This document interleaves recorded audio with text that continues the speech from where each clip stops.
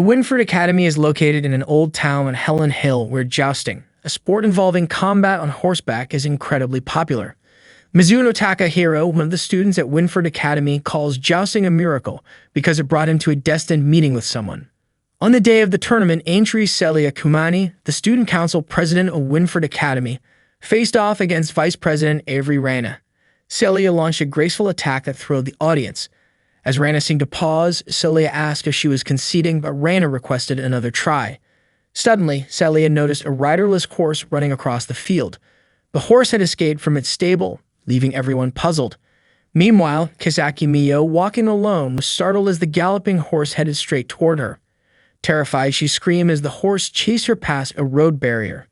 The horse grabbed Miyo's clothing with its teeth, tearing it and causing her to fall to the ground. Miyo couldn't understand why the horse was so aggressive. Just as it was about to trample her, Takahiro appeared, calling the horse Sakura. He worked to calm the rampaging horse and eventually succeeded. Relieved, Miyo watched as Takahiro removed a small piece of wood lodged in Sakura's leg, the cause of its distress. Smiling, Miyo felt at ease as Sakura regained its composure. Takahiro commented on the horse's beautiful mane, leading Miyo to believe he was complimenting her hair, only to realize he was talking about Sakura. Slightly annoyed, Miyo noticed how Takahiro's primary concern was his horse. Takahiro then asked if Miyo was hurt, and she reassured him that she was fine. Seeing Miyo's torn clothing, Takahiro offered her his uniform jacket. Grateful, Miyo thanked him. Takahiro explained that Sakura was a good horse but overly spirited, which was why she hadn't yet been assigned a jockey. Miyo remarked that the horse's name was similar to hers, but Takahiro pointed out they were still different. Takahiro invited Miyo to ride Sakura with him, and together they rode through streets lined with cherry blossoms. Miyo admired the scenery, catching a few petals as they drifted in the breeze. It was spring, and Takahiro reflected on how much time had passed since he came to this country. Back at the jousting match, the competition between Celia and Rana continued. Celia successfully landed her lance on Rana's helmet, knocking off its decorative feathers. Declared the winner, Celia was praised by Rana for her skill, though Celia humbly noted that Rana had improved.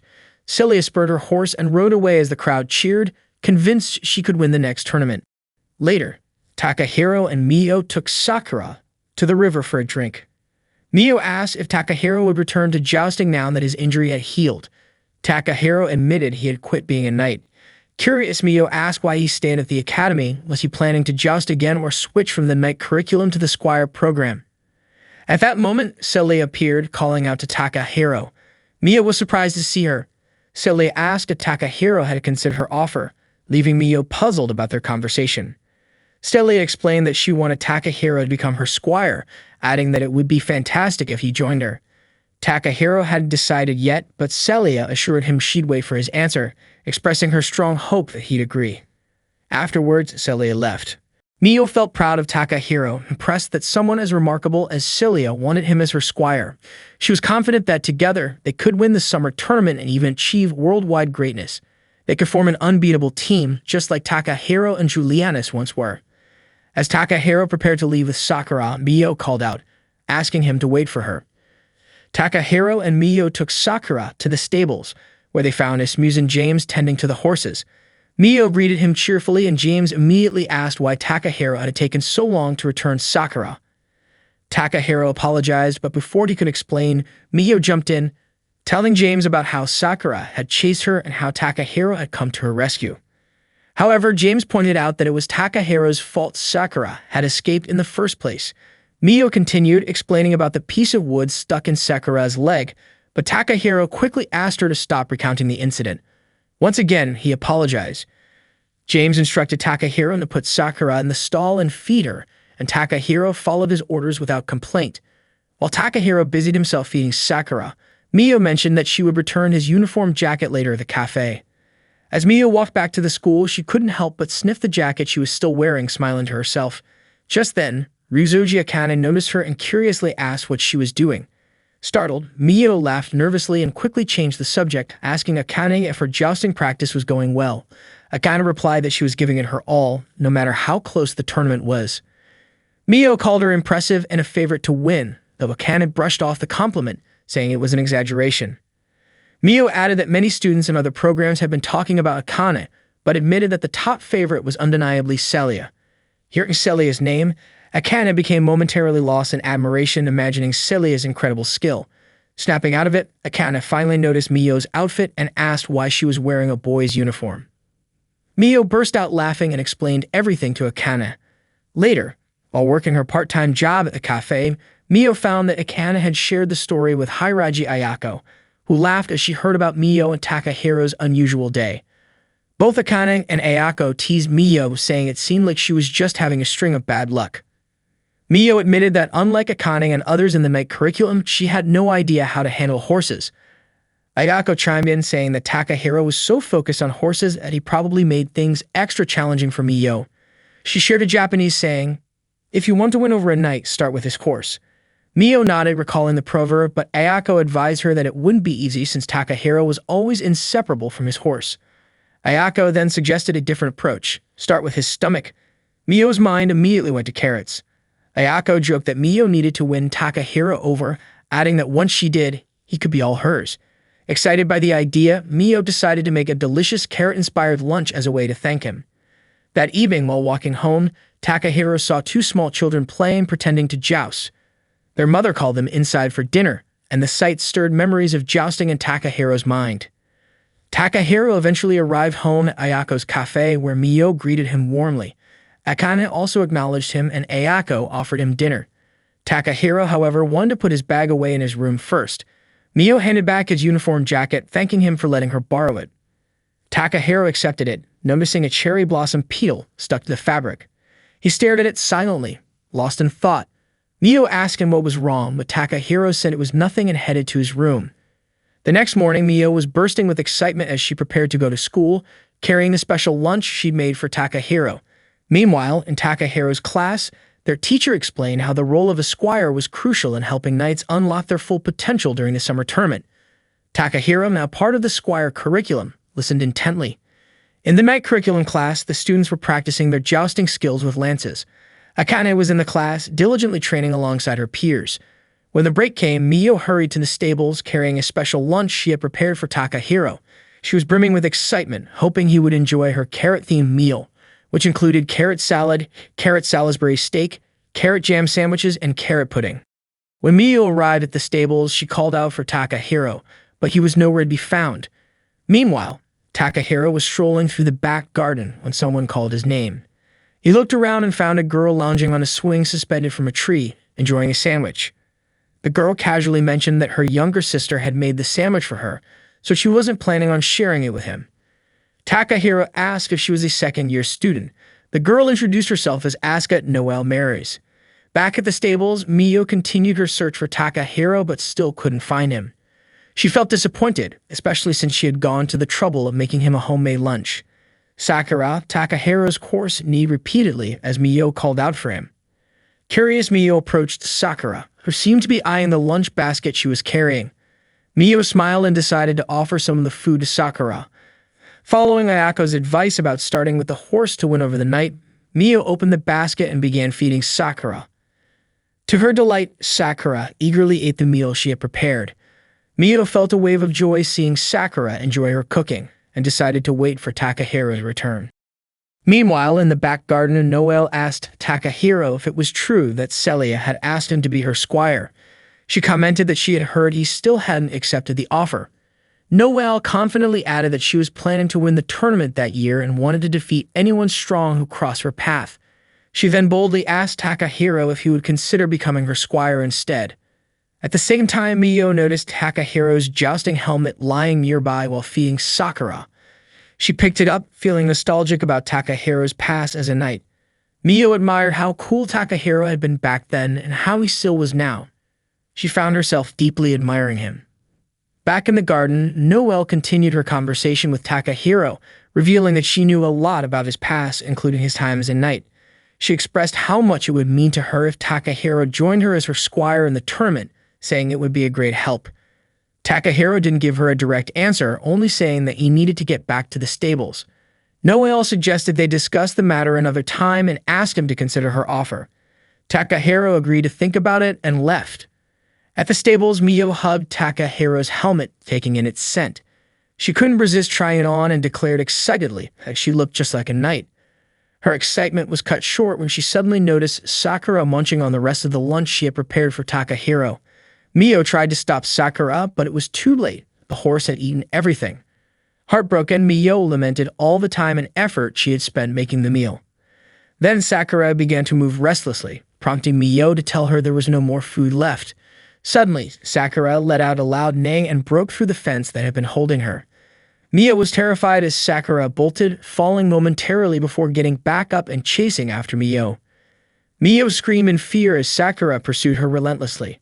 She ran as fast as she could, darting out of the stable and onto the road, but Sakura didn't stop. It seemed the horse was furious, and Mio had no choice but to keep running. At that moment, Officer Bertile was explaining to Ann and Emma that a knight's most important attributes were their mind, skills, and body. The mind needed to remain calm under all circumstances, the skills had to be graceful, and the body should be strikingly attractive to capture the admiration of others. Both Emma and Ann were deeply impressed. As Bertile was one of the favorites for the upcoming summer tournament, her words carried significant weight for Emma, while her unshakable confidence made Ann completely smitten with her.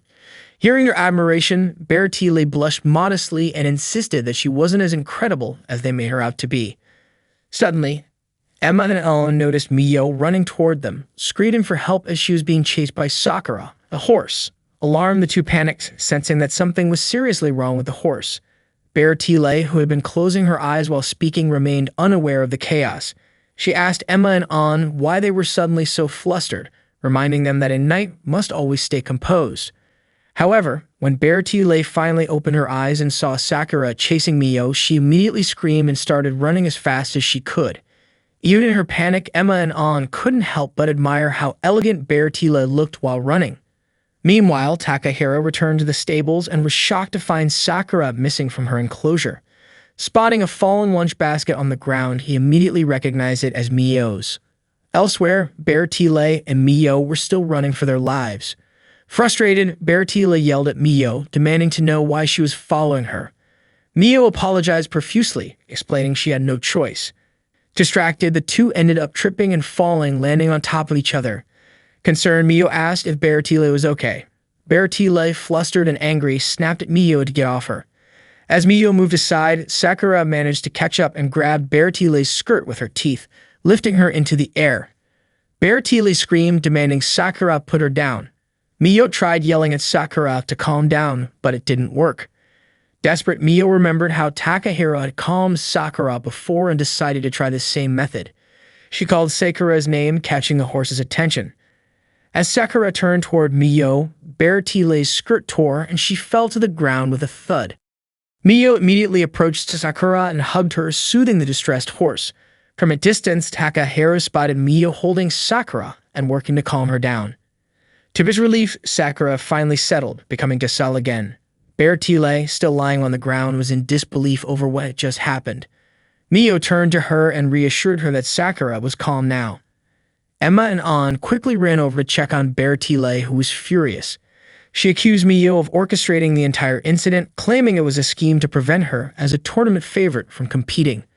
Mio was taken aback and tried to explain the situation, but Bertile wouldn't hear it.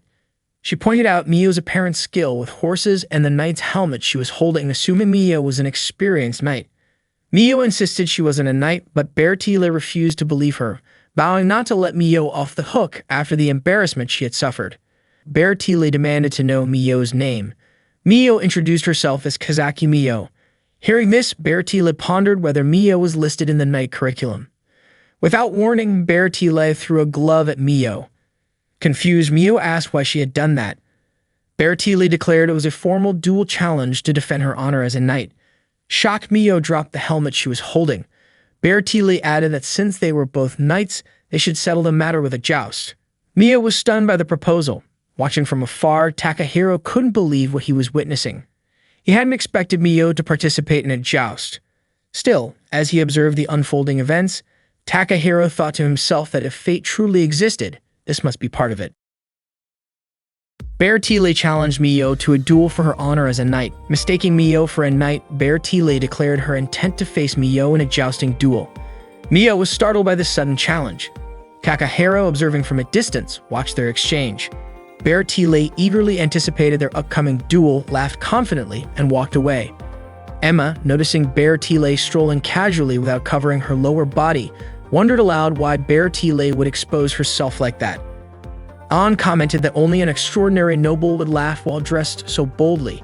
They decided to catch up to Bear Tile. Takahiro approached Mio, who immediately expressed her inability to joust or duel. Just then, Sakura neighed loudly. That evening at a cafe, Mio shared her concerns about the jousting challenge, feeling utterly lost. Akane acknowledged Bear Tile's skill but pointed out that she often misunderstood situations and was incredibly stubborn. Ayako asked Takahiro if the duel could simply be cancelled. Takahiro explained that he and Mio had already discussed the matter with the student council earlier that day, but Reina, speaking on their behalf, declared that the documentation submitted by Bear Tile was binding and could not be revoked. Mio reiterated that she couldn't joust, but Reina clarified that it was no longer a duel, but a practice match approved by the student council. Mio had no grounds to argue further. Reina also reminded Takahiro that canceling the match after the schedule was set would tarnish the honor of knights, leaving Takahiro speechless. Mio began crying in the cafe, overwhelmed by her predicament. Akane added that Mio had never studied the knight's curriculum, making the situation even more challenging. Suddenly, Mio suggested asking Celia, the student council president, for help, noting that Takahiro was acquainted with her. At the mention of Celia's name, Akane drifted into a daydream of Celia riding a horse, clearly idolizing her. Akane was so captivated that she nearly lost consciousness. Mio tried to snap her out of it, but Ayako assured her that Akane would recover shortly. Takahiro argued that consulting Celia wouldn't make a difference since Reina's explanation was accurate. Would be dishonorable to tarnish Ignite's reputation. Mio, however, insisted that she couldn't duel. Takahiro then mentioned one way to avoid the duel, leaving Winford Academy entirely.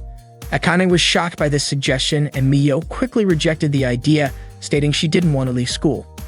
If that was the case, Takahiro said, Mio had no choice but to participate in the joust.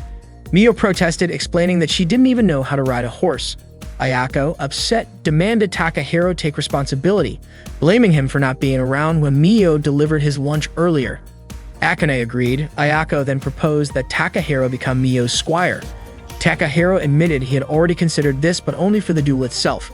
He then asked Mio to start training with him the next day, and Mio, determined, decided to give it her all. The following day, Takahiro and Mio began training together. Mio was shocked by the size and weight of the jousting lance. It was the first time she had ever held one. Takahiro instructed her to grip the lance. Mio hesitated, asking if such a rigid lance could sometimes break. Takahiro explained that it depended on the wielder. Mio struggled to lift the lance with all her strength. Takahiro told her to get accustomed to holding it. Mio complained about its weight, but Takahiro reassured her, explaining that using a lance wasn't about brute strength but balance. He instructed her to grip the shaft firmly, lean her arm and body slightly, and keep one hand steady on her hip. Takahiro also advised her to position the lance securely, aim its tip forward, and ensure the tip didn't touch the ground.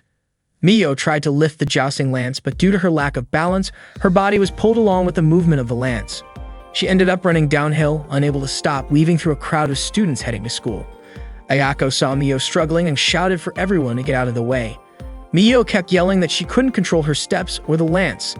Shinonome, the school announcer, quickly broadcast the event, reporting that a girl with a lance was running through the crowd of students on their way to school. She also announced that the lance had flown in her direction and tore her skirt. Embarrassed, Shinonome covered her lower body with her hands. Mio, still panicking, shouted that she couldn't hold on any longer, but thankfully, Akane managed to catch the lance in time. Akane asked Mio what on earth she was doing, and Mio burst into tears before throwing the lance aside. Takahiro, who witnessed the entire incident, approached them. Later, Reina summoned Takahiro and Mio to the student council room. She scolded them for causing such a commotion. Mio apologized and Takahiro took the blame, explaining that it was Mio's first time and that he had pushed her too hard. Reina raised an eyebrow and questioned what he meant by first time and pushing her. She asked Mio if what Takahiro said was true. Mio, flustered, explained that the lance was heavy and big, but Takahiro insisted she hold it. Then he told her to lean forward because they would use the long object to thrust.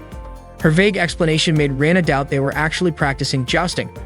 Reina slapped Takahiro across the face and sent them away. As Takahiro and Mio walked through the school hallway, Mio apologized to him, but he told her not to worry about it. James greeted them and teased Mio for making the morning so entertaining. He also expressed surprise that Takahiro had agreed to be her squire. Takahiro clarified that it was only a temporary arrangement. James then asked if Takahiro had heard about the new transfer student, rumored to be an exceptionally talented girl with the potential to defeat all the top competitors and win the next tournament. James wondered if Takahiro was interested in meeting her. Later, while relaxing on the grass, Takahiro thought about the transfer student rumored to dominate the jousting scene. Suddenly, a small kitten approached him. Assuming it was lost, Takahiro tried to help, but the kitten darted away. Concerned about the dangers of the horses nearby, Takahiro followed. The kitten climbed a tree and leaped into the air. Takahiro reached out to catch it but accidentally grabbed something else instead, a girl's chest. Embarrassed, Takahiro quickly apologized. The girl introduced herself as Lisa. Just then, Lisa's friend Fiona called out to her and approached with her lunch, spicy tacos. Fiona was shocked to see Takahiro's hands still on Lisa's chest and accused them of doing something inappropriate. Fiona dragged Lisa away, muttering about how indecent people could be. She also warned Takahiro not to try anything weird with Lisa. Lisa assured Fiona that nothing happened, then handed the kitten to Fiona, who screamed in fear and begged Lisa to take it away. Lisa, amused, called the kitten adorable. Takahiro sighed, feeling like luck was not on his side that day. During the school break, Takahiro walked outside and ran into Mio, who excitedly showed him her progress with the jousting lance.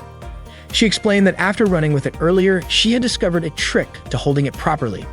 She waved the lance around, commenting on how strange it was that Takahiro had told her to use only a little strength when handling it. However, Mio suddenly lost her balance and fell, crying out in pain. Seeing her reddened hands, Takahiro smiled, proud of her determination and effort. That day, Takahiro was bathing Sakura, his horse. He even asked Sakura if Mio would be okay, to which Sakura made in response. Takahiro assumed Mio had potential since she had already learned to handle the lance in just one day. Celia then approached him, gently stroking Sakura and praising her as a great horse. Celia mentioned that Riina had told her about the commotion Takahiro caused earlier that morning. Just as Takahiro began explaining, Celia interrupted, asking if he had considered becoming her squire or if he was too busy thinking about Mio's duel. She also brought up that she had heard about a dish called okonomiyaki from Takahiro's hometown, noting that Takahiro himself was known for making it, though it took a bit of time. She said she could sense his youthful passion in it. Celia acknowledged that Takahiro had chosen to be Mio's squire and said she looked forward to seeing how it would unfold. She added that she would wait for his answer after Mio's duel and also look forward to tasting his okonomiyaki. Takahiro apologized to Celia, but suddenly he noticed that the hose he was holding had stopped running. It turned out Sakura was stepping on the hose, blocking the water flow. When Sakura moved her hoof, the water pressure built up, and it sprayed all over Celia by accident. Takahiro immediately apologized, but Celia assured him she was fine. He handed her a towel, but as he glanced at her, he was startled to see that her soaking wet clothes clung to her body, highlighting her figure. Embarrassed, he quickly turned away and offered her the towel again. Just then, Rana called out to Celia, asking her to return quickly. However, when Rina saw Celia drenched and Takahiro standing there, she jumped to conclusions. Rina accused Takahiro of being indecent and slapped him hard across the face. Meanwhile, Mio was practicing jousting in the grassy fields. She aimed her lance at the center of a ring hanging from a tree branch. When she successfully struck the target, she was ecstatic and proudly showed her achievement to Takahiro. Afterward, Takahiro started teaching Mio the basic rules of jousting. He asked Mio if she knew what jousting was. Mio confidently replied that it was a sport where you ride a horse and use a lance to attack your opponent. Takahiro confirmed her answer and elaborated that attacking different parts of the body would yield different scores. For example, hitting the arm was worth 1 point, hitting the stomach earned 2 points, and targeting the head was dangerous and considered against the rules. Mio nodded in understanding, but then asked with an innocent curiosity what would happen if someone hit the chest. She asked this while touching her own chest, which left Takahiro flustered. He quickly clarified that hitting the chest was the same as hitting the stomach, worth 2 points. Mio then noted that earning 3 points would end the first round and that there were 3 rounds in a match. Takahiro further explained that if a lance was dropped during a match, the person who dropped it would lose immediately. He also mentioned that a feather strike, where a juicer successfully knocked the plume off their opponent's helmet, could instantly change the outcome of a match. Even if the opponent had higher points or had won the previous rounds, landing a feather strike would result in victory. Takahiro explained all this while gently patting Mio's head, and Mio realized how fun jousting could be. Suddenly, a girl on horseback galloped toward Takahiro and Mio. She pointed her lance straight at them, causing Takahiro to quickly shield Mio with his arms. The lance stopped just inches from Mio's face. Relieved that it hadn't hit her, Mio let out a sigh of relief. The girl commended Mio for her bravery, remarking on how Mio hadn't flinched or moved her head even slightly. As she removed her helmet, it was revealed that the rider was Noelle. Mio mentioned that she had seen a carrot at the tip of the lance, so she wasn't worried even if it came close to hitting her. Noelle assured her that she would never aim a real lance at a beginner. However, Takahiro pointed out that it would still be dangerous if the lance accidentally hit her. Noelle confidently replied that she wouldn't make such a mistake. Moreover, she had demonstrated her skills and she thought it would be better if Takahiro spent his time becoming her squire. Just as Takahiro was about to explain his reason, Noelle interrupted, saying she already knew that he wouldn't consider it until Mio's duel was over. That was why Noelle decided she would help Mio train. She was confident in her abilities and was certain that after Mio's duel, Takahiro would become her squire. Takahiro commented that Noelle was overly confident. Noelle then introduced herself to Mio, greeting her warmly, and Mio returned the greeting. Noelle began helping Mio with leg stretches. Mio winced in pain and asked Noelle to go easier on her. Noelle urged Mio to hang in there, saying that she'd get used to it soon. She explained that Mio needed to loosen up her leg muscles as warming up would prevent injuries during the duel. Noelle kept pushing, pulling, and stretching Mio's muscles, leaving Mio grimacing in pain. After the stretches, Noelle introduced a strength exercise. Mio had to carry Noelle on her back while walking. Noelle kept urging Mio to move faster, but Mio insisted that she couldn't go any further. Takahiro asked Mio if she was okay, but Noelle dismissed his concern, saying he shouldn't pamper her. There wasn't much time left before the duel, and Mio needed Spartan training. Mio, however, retorted that Noelle was rude for implying she was heavy. Exhausted, Mio lost her strength, fell backward onto Takahiro, and all three of them tumbled downhill. They ended up lying sprawled on the ground, and Takahiro asked if Noelle and Mio were okay.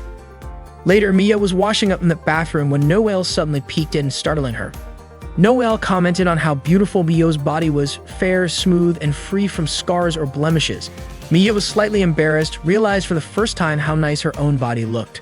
Noelle went on to say that she never would have guessed someone with such a gorgeous figure would be jousting. She even joked that she'd allow Mio to keep Takahiro a little longer.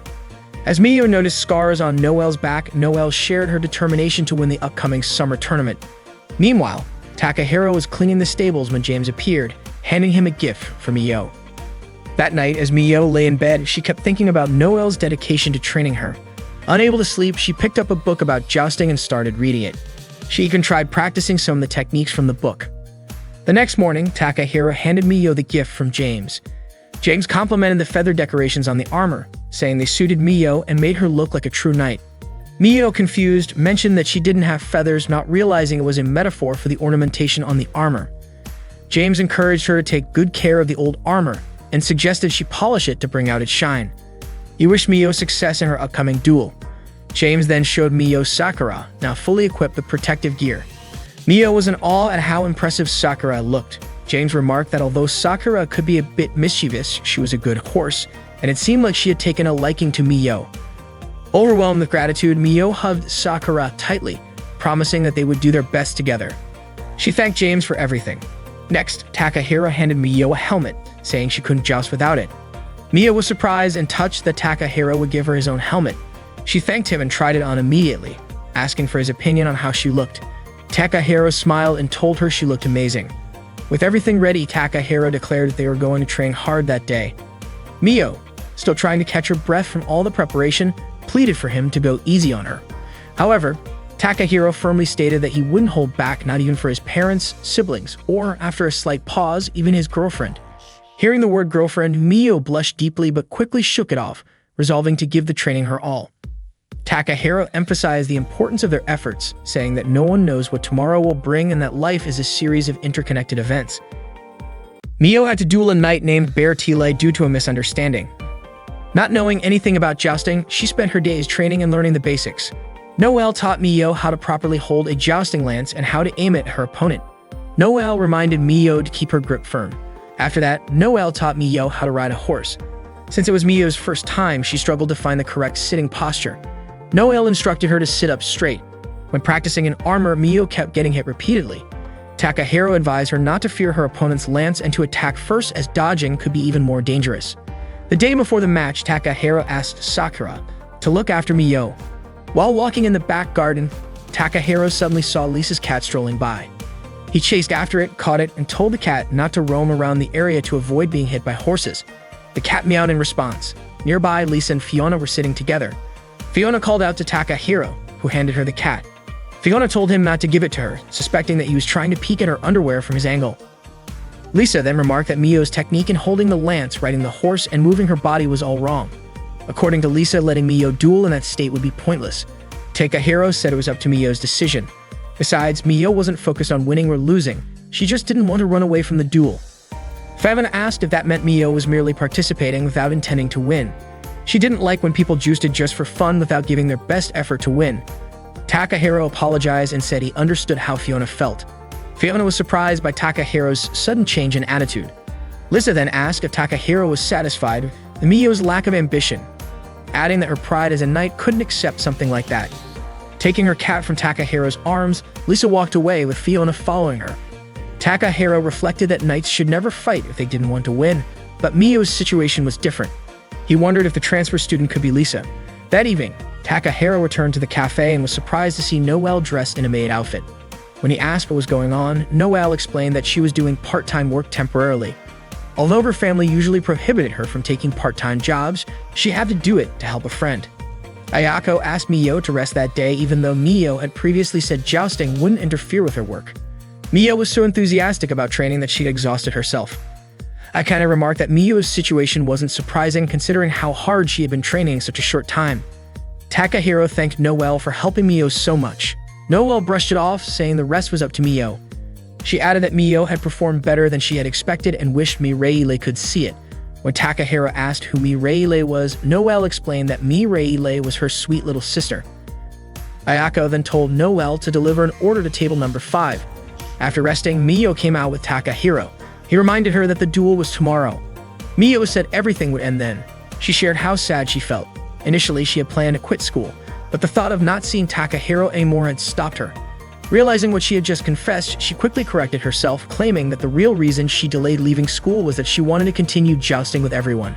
Everything kept changing, Mio said, but she couldn't deny that at that moment, she realized she had experienced jousting in the way Takahiro loved the most. Jousting can be scary, painful, and difficult at times, but Mio felt happy to be involved in something that Takahiro was also part of. That's why Mio promised to do her best tomorrow. Even if she ended up losing badly, she would still tell everyone that she loved jousting. Takahiro was surprised to hear that, and Mio blushed. She realized she had just started jousting and wondered if saying something like that was premature. Takahiro told her she was completely wrong. No one had the right to deny someone else's joy, and he encouraged Mio to be proud. Takahiro admitted he was genuinely happy to know that she enjoyed jousting, which made Mio smile. When Mio got home, she immediately soaked in warm water. Her entire body ached, but she felt strangely satisfied. She thought about how she was now like Noelle and Akane. Mio even joked to herself that she was almost like a real knight. Although it was tough and sometimes painful, jousting always brought her joy. Standing in front of a mirror, she looked at her reflection and examined her body. The next morning, Takahiro was getting ready for school. On his way, he heard Mio calling out to him. He turned around and was startled to see that her hair was now short. Surprised by her new look, he asked what had happened to her hair. Mio nervously asked if it didn't look good on her. Takahiro reassured her that her new haircut looked great, which made Mio smile in relief. When Takahiro asked why she had cut it, Mio explained that unlike Noelle or Akane, she didn't have their skills, so her long hair would only get in the way. Takahiro agreed with her reasoning. He then asked if she planned the duel only this once. Mio confirmed it, saying she only wanted to experience it once but had decided she would win.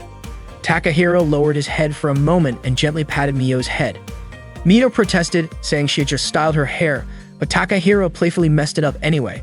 He told her not to worry and assured her she would win the match. The day of the jousting match between Beartile and Mio finally arrived. Students gathered in the stands, buzzing with excitement. Mio, already dressed in her armor, seemed visibly nervous. Akane, noticing her unease, decided to help. She suddenly pushed Mio, causing her to bump into Takahiro. Both Mio and Takahiro were startled, and Mio asked what Akane was trying to do. Akane just smiled and said that Mio wasn't nervous anymore, was she? Mio realized Akane was right and felt her nerves settle. Both Akane and James smiled in satisfaction. At that moment, Beartile, An, and Emma approached them. Bertile asked if Mio was ready for the match, reminding her of the humiliation Bertile had suffered before and promising she wouldn't forget it. Mio retorted that Bertile's armor design was just as revealing as the accident she had caused. Anne pointed out that Bertile was the only person at school who could pull off armor like that, and Emma added that no one else could wear it quite like her. Bertile then turned to Takahiro and asked if he was Mio's squire. Takahiro introduced himself. Bertile mentioned that her horse, Weissrosen, was ready and waiting. She urged Mio to prepare for the duel. With that, Bertile and her two friends walked off. Takahiro asked Mio if she was ready, and the two headed toward the jousting arena. At the arena, Shinonome began broadcasting the match between Bertile and Mio, hyping it as an extraordinary duel. Takahiro took a moment to share his analysis of Bertile's strategy with Mio. He explained that Bertile often used a move called the feather fly against weaker opponents. Takahiro advised Mio to let Bertile's lance come close and, at the last moment, dodge it. Then, after Bertile moved, Mio should aim for her left shoulder. Mio asked why she had to close her eyes. Takahiro explained it was part of their plan. He wanted Mio to win the first round and, if possible, catch Bertile off guard, making it look like Mio's victory was just luck. This, he said, was the most crucial part of the strategy. Mio nodded, fully trusting Takahiro's reasoning. Takahiro also pointed out that Bertile's attacks weren't as fast as Noelle's, reminding Mio to rely on her training. She understood and asked Takahiro to wish her luck. Meanwhile, Anne handed Bertile her lance. Emma wondered what kind of strategy Takahiro and Mio might have planned. Bertile confidently assured her friends that there was no way she would lose to Mio no matter the circumstances. Anne and Emma admired Bertile's confidence and exceptional skill. The match began as Bertile and Mio rode to their designated starting positions. Watching from the stands, Noelle hoped Mio would do her best. Both riders spurred their horses forward, charging at each other. Bertile was certain of her victory, but Mio stayed focused and followed Takahiro's instructions. As Bertile closed in, Mio dodged her attack, closed her eyes, and aimed her lance at Bertile's left shoulder. The strike was successful, knocking Bertile off her horse and giving Mio the victory in the first round. Takahiro praised Mio for her incredible performance, calling it an impressive first-round win. Mio beamed, grateful for Takahiro's excellent strategy. On the other hand, Bertile was stunned by the outcome. Anne and Emma tried to comfort her, but Bertile asked if they had noticed something unusual. Mio had closed her eyes when making the strike. That confirmed Bertile's suspicion that Mio was truly a novice knight. As Takahiro and Mio prepared for the second round, Takahiro anticipated that Bertile might use a feint attack targeting Mio's feathers, aiming to knock them off her helmet for points. Bertile, fueled by pride, was determined to crush Mio. Mio asked what she should do, and Takahiro suggested letting Bertile's feint succeed so she could score some points. This would make Bertile overconfident and careless, assuming Mio's earlier victory had been pure luck. Though hesitant at first, Mio agreed to follow Takahiro's instructions. In the second round, as predicted, Bertile's feint attack landed on Mio's stomach, earning her 2 points. Watching from the stands, James recognized Takahiro's clever strategy to let Bertile score, while Noelle and Akane praised both Takahiro's planning and Mio's ability to follow through. Bertile, on the other hand, was perplexed. She had only used a feint, yet Mio hadn't avoided it, solidifying her belief that Mio was inexperienced.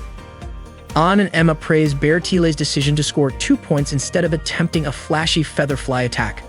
Bertile, always eager to maintain her image, declared that earning points like those was a breeze for her. Meanwhile, Reina and Celia watched the match from the student council room. They commented on how well Mio was performing for a beginner, showing promising potential. As Mio and Takahiro prepared for the next round, Takahiro predicted that Bertile would play it safe, aiming for points rather than trying to knock Mio off her horse. Bertile would likely think she only needed 1 more point to win and wouldn't take unnecessary risks. Mio understood. Takahiro added that Bertile probably believed Mio's earlier win was a fluke because of the closed eyes strike. For this round, Takahiro told Mio not to close her eyes. She needed to lean into Bertile's lance, dodge it at the last moment, and then counterattack. Takahiro instructed Mio to strike Bertile's arm with as much force as possible. Mio hesitated but eventually nodded, reassured by Takahiro's confidence in her. Takahiro was confident that Mio could read her opponent's movements because, in his eyes, Mio's ability to observe and react was unmatched. That, he believed, was her greatest weapon at the moment. He encouraged Mio to trust him until the very end. Bertile and Mio returned to their starting positions to prepare for the third round. Once the round began, they galloped toward each other at full speed. Bertile aimed her lance and Mio approached, trying to dodge the attack. Unfortunately, she wasn't able to evade it completely, resulting in a tie. The match was now down to the final decisive round. Watching from the stands, James noted that it seemed Takahiro hadn't considered this possibility in his strategy. Feeling disheartened, Miyo apologized to Takahiro for failing to dodge Bear Tile's lance. However, Takahiro admitted that the blame lay with him. He realized that Miyo hadn't been jousting long enough to pull off such a precise dodge at close range, something he should have anticipated. Miyo's expression turned somber, and Takahiro noticed it immediately. He understood that she looked at him that way because she felt his frustration. As her squire, even if unofficial, it was his responsibility to support her. Seeing how much she trusted him, Takahiro resolved to focus on helping her. He encouraged Miyo to carefully observe Bear Tile's movements in the final round. His plan was for Miyo to counterattack at the same moment her opponent struck while dodging her attack. Takahiro was certain this would work. Reassured, Miyo nodded and rode her horse back to the starting position. Takahiro called out to her once more, bolstering her confidence, telling her she would win. Shinonome announced to the spectators that the final round was about to begin. The audience watched with bated breath as Miyo and Bear Tile took their positions. The tension was palpable as both riders spurred their horses forward at full speed. Bear Tile was determined to end the match with this strike, while Miyo, emboldened by Takahiro's unwavering support, believed she could win. As the two riders closed in, Bear Tile aimed for a feather fly attack. But Miyo managed to dodge her strike and countered with precision, hitting Bear Tile and forcing her to drop her lance. The match was over. Miyo had won. The crowd erupted into cheers and applause. Miyo was overjoyed with her victory, unable to contain her excitement. From the Academy's garden, Lisa and Fiona observed the match. Fiona dismissed Miyo's victory as mere luck, but Lisa had a hunch that Takahiro was not just some ordinary guy. Similarly, Reina and Celia watched from the student council room. Reina admired Takahiro's ability to excel as both a knight and a remarkable squire. Celia, deeply impressed, expressed her desire for Takahiro to be her squire someday. Meanwhile, Anne couldn't believe that someone as skilled as Bear Tile had been defeated by a novice. Emma suggested it must be a bad dream. However, Bear Tile, ever noble, told her friends that the match had been a fair contest between knights and as such, they should congratulate the victor. That, she said, was the essence of being a noble.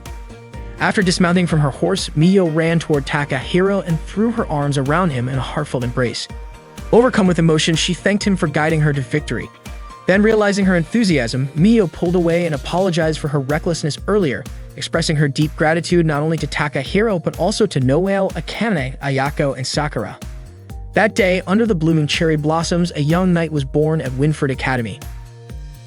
That night, Miyo and the others raised their glasses to celebrate her victory in the jousting match against Bear Tile. Miyo was deeply grateful to everyone who had helped her. Akane complimented Miyo on her outstanding performance, but Takahiro reassured her, saying she had worked hard. Akane agreed, adding that while Bear Tile wasn't as formidable as expected, she was still decent. She also mentioned that even though Miyo was just a beginner, she had managed to win. Miyo smiled at the compliment. Noelle noted how Miyo's counterattack at the last moment was absolutely perfect. Akane praised Miyo's exceptional ability to read the match, but suggested that she should have moved her arm further inward during the second round. Hearing Akane's critique, Ayako urged her to stop, reminding them that Miyo was done with jousting. Miyo laughed, declaring that starting tomorrow she'd just be an ordinary girl again. Miyo cheered on Noelle and Akane, and Noelle asked if Akane had developed any new techniques for the tournament. Akane admitted she wasn't fully confident in her skills yet, but when Noelle pressed her to share what kind of techniques she was working on, Akane refused to reveal anything. Miyo held onto the jousting helmet that Takahiro had given her. The next morning, Akane boarded the bus for jousting practice. Miyo greeted her as she stepped onto the bus. Akane asked if Miyo wasn't done with practice, and Miyo replied that she'd woken up early out of habit. Akane commented that it wasn't surprising, as getting up early had become second nature to Miyo during her jousting training. Miyo remarked that it must be tough for Akane to keep up with such a rigorous routine every day, but Akane replied that being a knight required discipline. Akane joked that watching her practice might not be much fun, but Miyo said she didn't mind. She complimented Akane on how spotless her equipment always looked. Akane explained that a knight couldn't be called one if their gear wasn't clean. It was the first lesson she'd learned when she started jousting. Miyo asked if Akane had really started jousting at the age of 5. Akane fondly recalled those early days, sharing how her parents often took her to watch jousting matches. It was during one of those moments that she realized she wanted to become a knight, calling it her destiny. When they arrived at the training grounds, they noticed a knight in black armor. The knight galloped across the field, aiming their lance at various targets, hitting each one flawlessly. Impressed, Mio commented on the knight's incredible skill. Akane speculated that the knight must be in Class A like herself, though she had never seen that armor before. She guessed the knight might be a new student. The mysterious knight left the training grounds without saying a word. In the student infirmary, Ayako was examining Takahiro's leg. He mentioned he was still feeling pain from his old injury. Ayako assured him that the injury should have healed by now, but whether he could become a knight again depended on how he felt. If the pain persisted, she advised him to consult a specialist. Fiona and Lisa entered the infirmary to grab some bandages, but from behind the curtain, Ayako and Takahiro's positions made it look as though something inappropriate was happening. Fiona, shocked, quickly blocked Lisa from seeing further. During class, Mio was playing with a knight figurine on horseback instead of focusing on her lessons. She glanced out the window, watching others practice jousting. The teacher approached her, urging Mio to pay attention to the lesson. After school, Mio went to watch the knights train instead of heading home. It seemed like she still had a longing for jousting. Even during her part-time job at a cafe, she found herself using a tuning fork on a sandwich she had prepared, pretending it was a lance. Ayako arrived and was surprised to see Mio had already finished assembling the sandwiches. Mio greeted her with a smile. That evening, Mio soaked in the bath, staring at the scratch on her hand, a mark left from her jousting days. After finishing her bath, she looked at her slightly dirty jousting helmet. Unable to leave it as it was, she began to clean it. The next day, Takahiro went to the jousting practice grounds and noticed a few jousting lances lying around. He reached out to pick one up, wanting to relive his memories of jousting, but he hesitated and decided against it. In the backyard, Lisa and Fiona were pushing a cart full of jousting equipment. Fiona suddenly stopped, complaining of exhaustion. She grumbled about why she and Lisa had to move such heavy loads, calling it old-fashioned to make first-year students do all the cleaning. Fiona suggested they stop, arguing that tasks like these should be given to those without talent. She was confident that if Lisa won the summer tournament, they wouldn't have to deal with such chores anymore. Just then, Akane approached them and asked if they were first years. She criticized their behavior, reminding them that they wouldn't win without the equipment. Fiona scoffed at Akane's words, dismissing her concern and claiming that equipment had nothing to do with someone's abilities. Akane retorted that a true knight never forgets to show gratitude toward their gear. Fiona cut her off, mockingly calling jousting a stupid competition, which shocked Akane. Fiona went on to ridicule the knight curriculum, saying it was pathetic how students from that program lost to regular students. She called the program low-level and confidently claimed that if all the upperclassmen were like Akane, not only would Lisa win, but she might even dominate. Akane warned Fiona not to be overconfident. Fiona taunted her further, asking if Lisa would show her skills right there and then. Akane responded that a wise knight never wields their lance without careful consideration. Fiona smirked, guessing that Akane would be humiliated if she were defeated by a first year. Lisa, stepping in, said she didn't mind settling things immediately. Akane and Lisa quickly put on their armor and mounted their horses. As they began their match, Noelle, who was lounging on a tree swing nearby, was startled when Akane and her horse dashed past. Takahiro, also nearby, grew curious about what Akane was up to. Akane rode straight to the training grounds, where Lisa appeared wearing the same black armor Akane had seen before. Fiona cheered Lisa on, sarcastically telling her to go easy on the upperclassmen. Takahiro arrived at the scene and asked what was going on. Fiona was startled to see Takahiro, referring to him mockingly as the pervy upperclassman. She told him they were clearly about to duel and yelled at Lisa to score points quickly. Takahiro, concerned, asked if they had gotten permission to fight, to which Fiona nonchalantly replied that they hadn't. Takahiro shouted at Akane, urging her not to make such a reckless decision, but it was clear neither of them intended to back down. Meanwhile, Mio was feeding Sakura, her horse, and thanked him. She admitted she wouldn't have won without him letting her ride. Mio wondered aloud who might ride Sakura in the summer tournament. Just then, James approached her, calling out her name. Surprised, Mio turned to him and said she was planning to return the armor she had borrowed. James noticed it had been cleaned and told her it was a gift from him. He asked if she no longer needed it, but Mio couldn't bring herself to respond. She quickly excused herself, saying she had to get to work. Back at the practice field, Akane and Lisa were gearing up for their match. As they launched their horses forward, Akane counted down from 3 before making her move. She attacked, but Lisa read her strategy effortlessly. Lisa noted that while Akane's aim was precise, her intentions were far too obvious. Lisa dodged the attack and retaliated with a strong strike, but it wasn't enough to knock Akane down. Fiona and Takahiro watched from the sidelines. Takahiro started to realize that the rumors about Lisa's skill were true. Akane acknowledged Lisa's impressive talent but remained confident that Lisa wouldn't let her guard down even while leading. Elsewhere, Mio was by the riverbank when she noticed a jousting match in progress. During the second round, both knights charged at each other, but neither was unseated. Their lances merely clashed mid-air, resulting in a draw. Frustrated, Fiona shouted, complaining about the outcome and taunting Akane, asking if she even knew when to quit. Akane shook her head, incredulous at the defiance of such a troublesome underclassman at Winford Academy. Fiona replaced Lisa's lance and told her to win the next round. Lisa nodded while Akane decided to use her new technique, even though it wasn't perfected yet. She was determined to try. Mio, rushing toward the match, finally realized it was Akane who was dueling. As Akane and Lisa started the third round, they charged forward on their horses, lances ready. Akane launched her attack, but Lisa, analyzing her movements, thought it was the same as before and deemed the effort futile. Initially, Lisa dodged successfully, but Akane quickly pulled her lance back for another strike. With confidence in her move, Akane thrust her lance again, hitting Lisa's arm. Fiona, puzzled, turned to Takahiro and asked what had just happened. Takahiro explained that the move was called a double attack. Both he and Mio praised Akane's impressive use of her new technique. Lisa called Akane annoying but admitted she was strong. For the first time, Lisa felt she had a truly formidable opponent. Fiona acknowledged that the third round was surprising but noted that the score remained tied. She remained confident that Lisa wouldn't lose to Akane. Suddenly, Noelle arrived on horseback riding toward Takahiro and Fiona. She informed them that Rina, the student council vice president, was on her way. Fiona asked why that mattered. Noelle explained that matches without school approval were prohibited, and if the student council found out, neither Akane nor Lisa would be allowed to participate in the summer tournament. Fiona panicked, exclaiming that Lisa had to be in the tournament. However, Lisa and Akane had already begun their fourth round. Noelle and Fiona shouted at them to stop, but their efforts were in vain. Takahiro quickly borrowed Noelle's horse and raced to the field. Picking up one of the lances used in the match, he charged toward Akane and Lisa. Just as their lances were about to clash, Takahiro struck both lances, deflecting them to prevent any contact.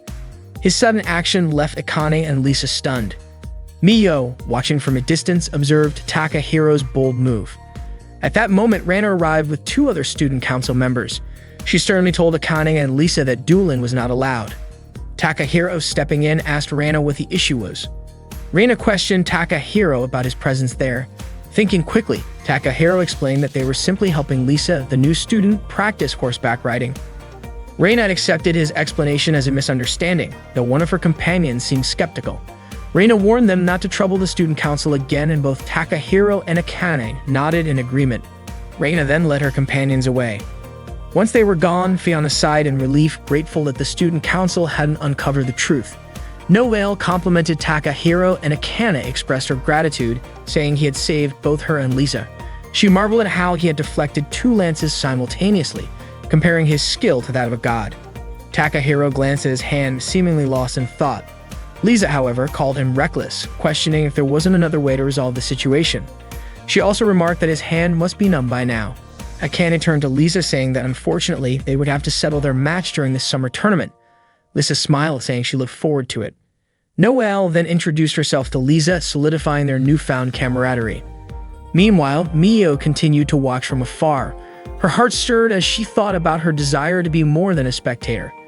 Even though she didn't think she was as skilled as the others, she longed to ride Sakura again. She wanted to be like Akane, Noelle, and Takahiro, a true knight. Finally, unable to hold back, Mio ran toward them, shouting that she loved jousting and wanted to join the tournament. Her sudden declaration left everyone surprised. And so the wheel of fate turned once more, signaling the start of a new season for the Knights.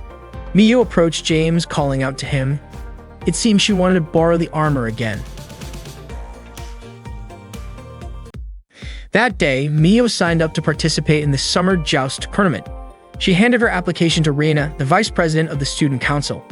Of course, Mio's application wasn't immediately accepted because throughout the history of Winford Academy's summer joust tournament, no regular student had ever attempted to register. Rina met with Celia in her office to discuss how to respond to Mio's application. According to Celia, it wasn't a problem since Mio had defeated Bertile a few days ago.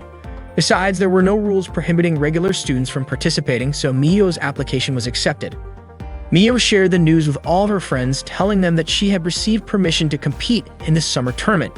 She thanked everyone and promised to do her best. That afternoon, Mio went back to her part-time job at the cafe. Ayako congratulated Mio on securing permission to compete in the tournament. Mio explained to Akane and Takahiro that things would get tougher from here on out since she was just starting joust and needed as much practice as possible. Mio asked Takahiro if he would help her again, but quickly apologized, acknowledging that their agreement for him to act as her squire was only until her duel with Bear Tile had concluded. Out of nowhere, Noelle squeezed Mio's chest, causing her to scream loudly. Noelle teased that they could all train together tomorrow. Akane mentioned that if Mio was participating in the tournament, she would also become her rival and Akane wouldn't hold back. Mio understood this and expressed her gratitude to both Noelle and Akane. The next day, Reina met Mio in front of the auditorium to discuss something. Afterward, Mio went looking for Noelle in her classroom but couldn't find her. Suddenly, Takahiro showed up and asked what Mio was up to. Mio explained that Celia had invited her to have tea in the student council room and had asked Mio to bring her friends along, which is why she was searching for Noelle. Since Noelle wasn't in her classroom, Mio invited Takahiro instead, and he agreed to come. Mio felt a bit nervous, realizing that such an opportunity might not come again. Out of the blue, Akane also wanted to join them.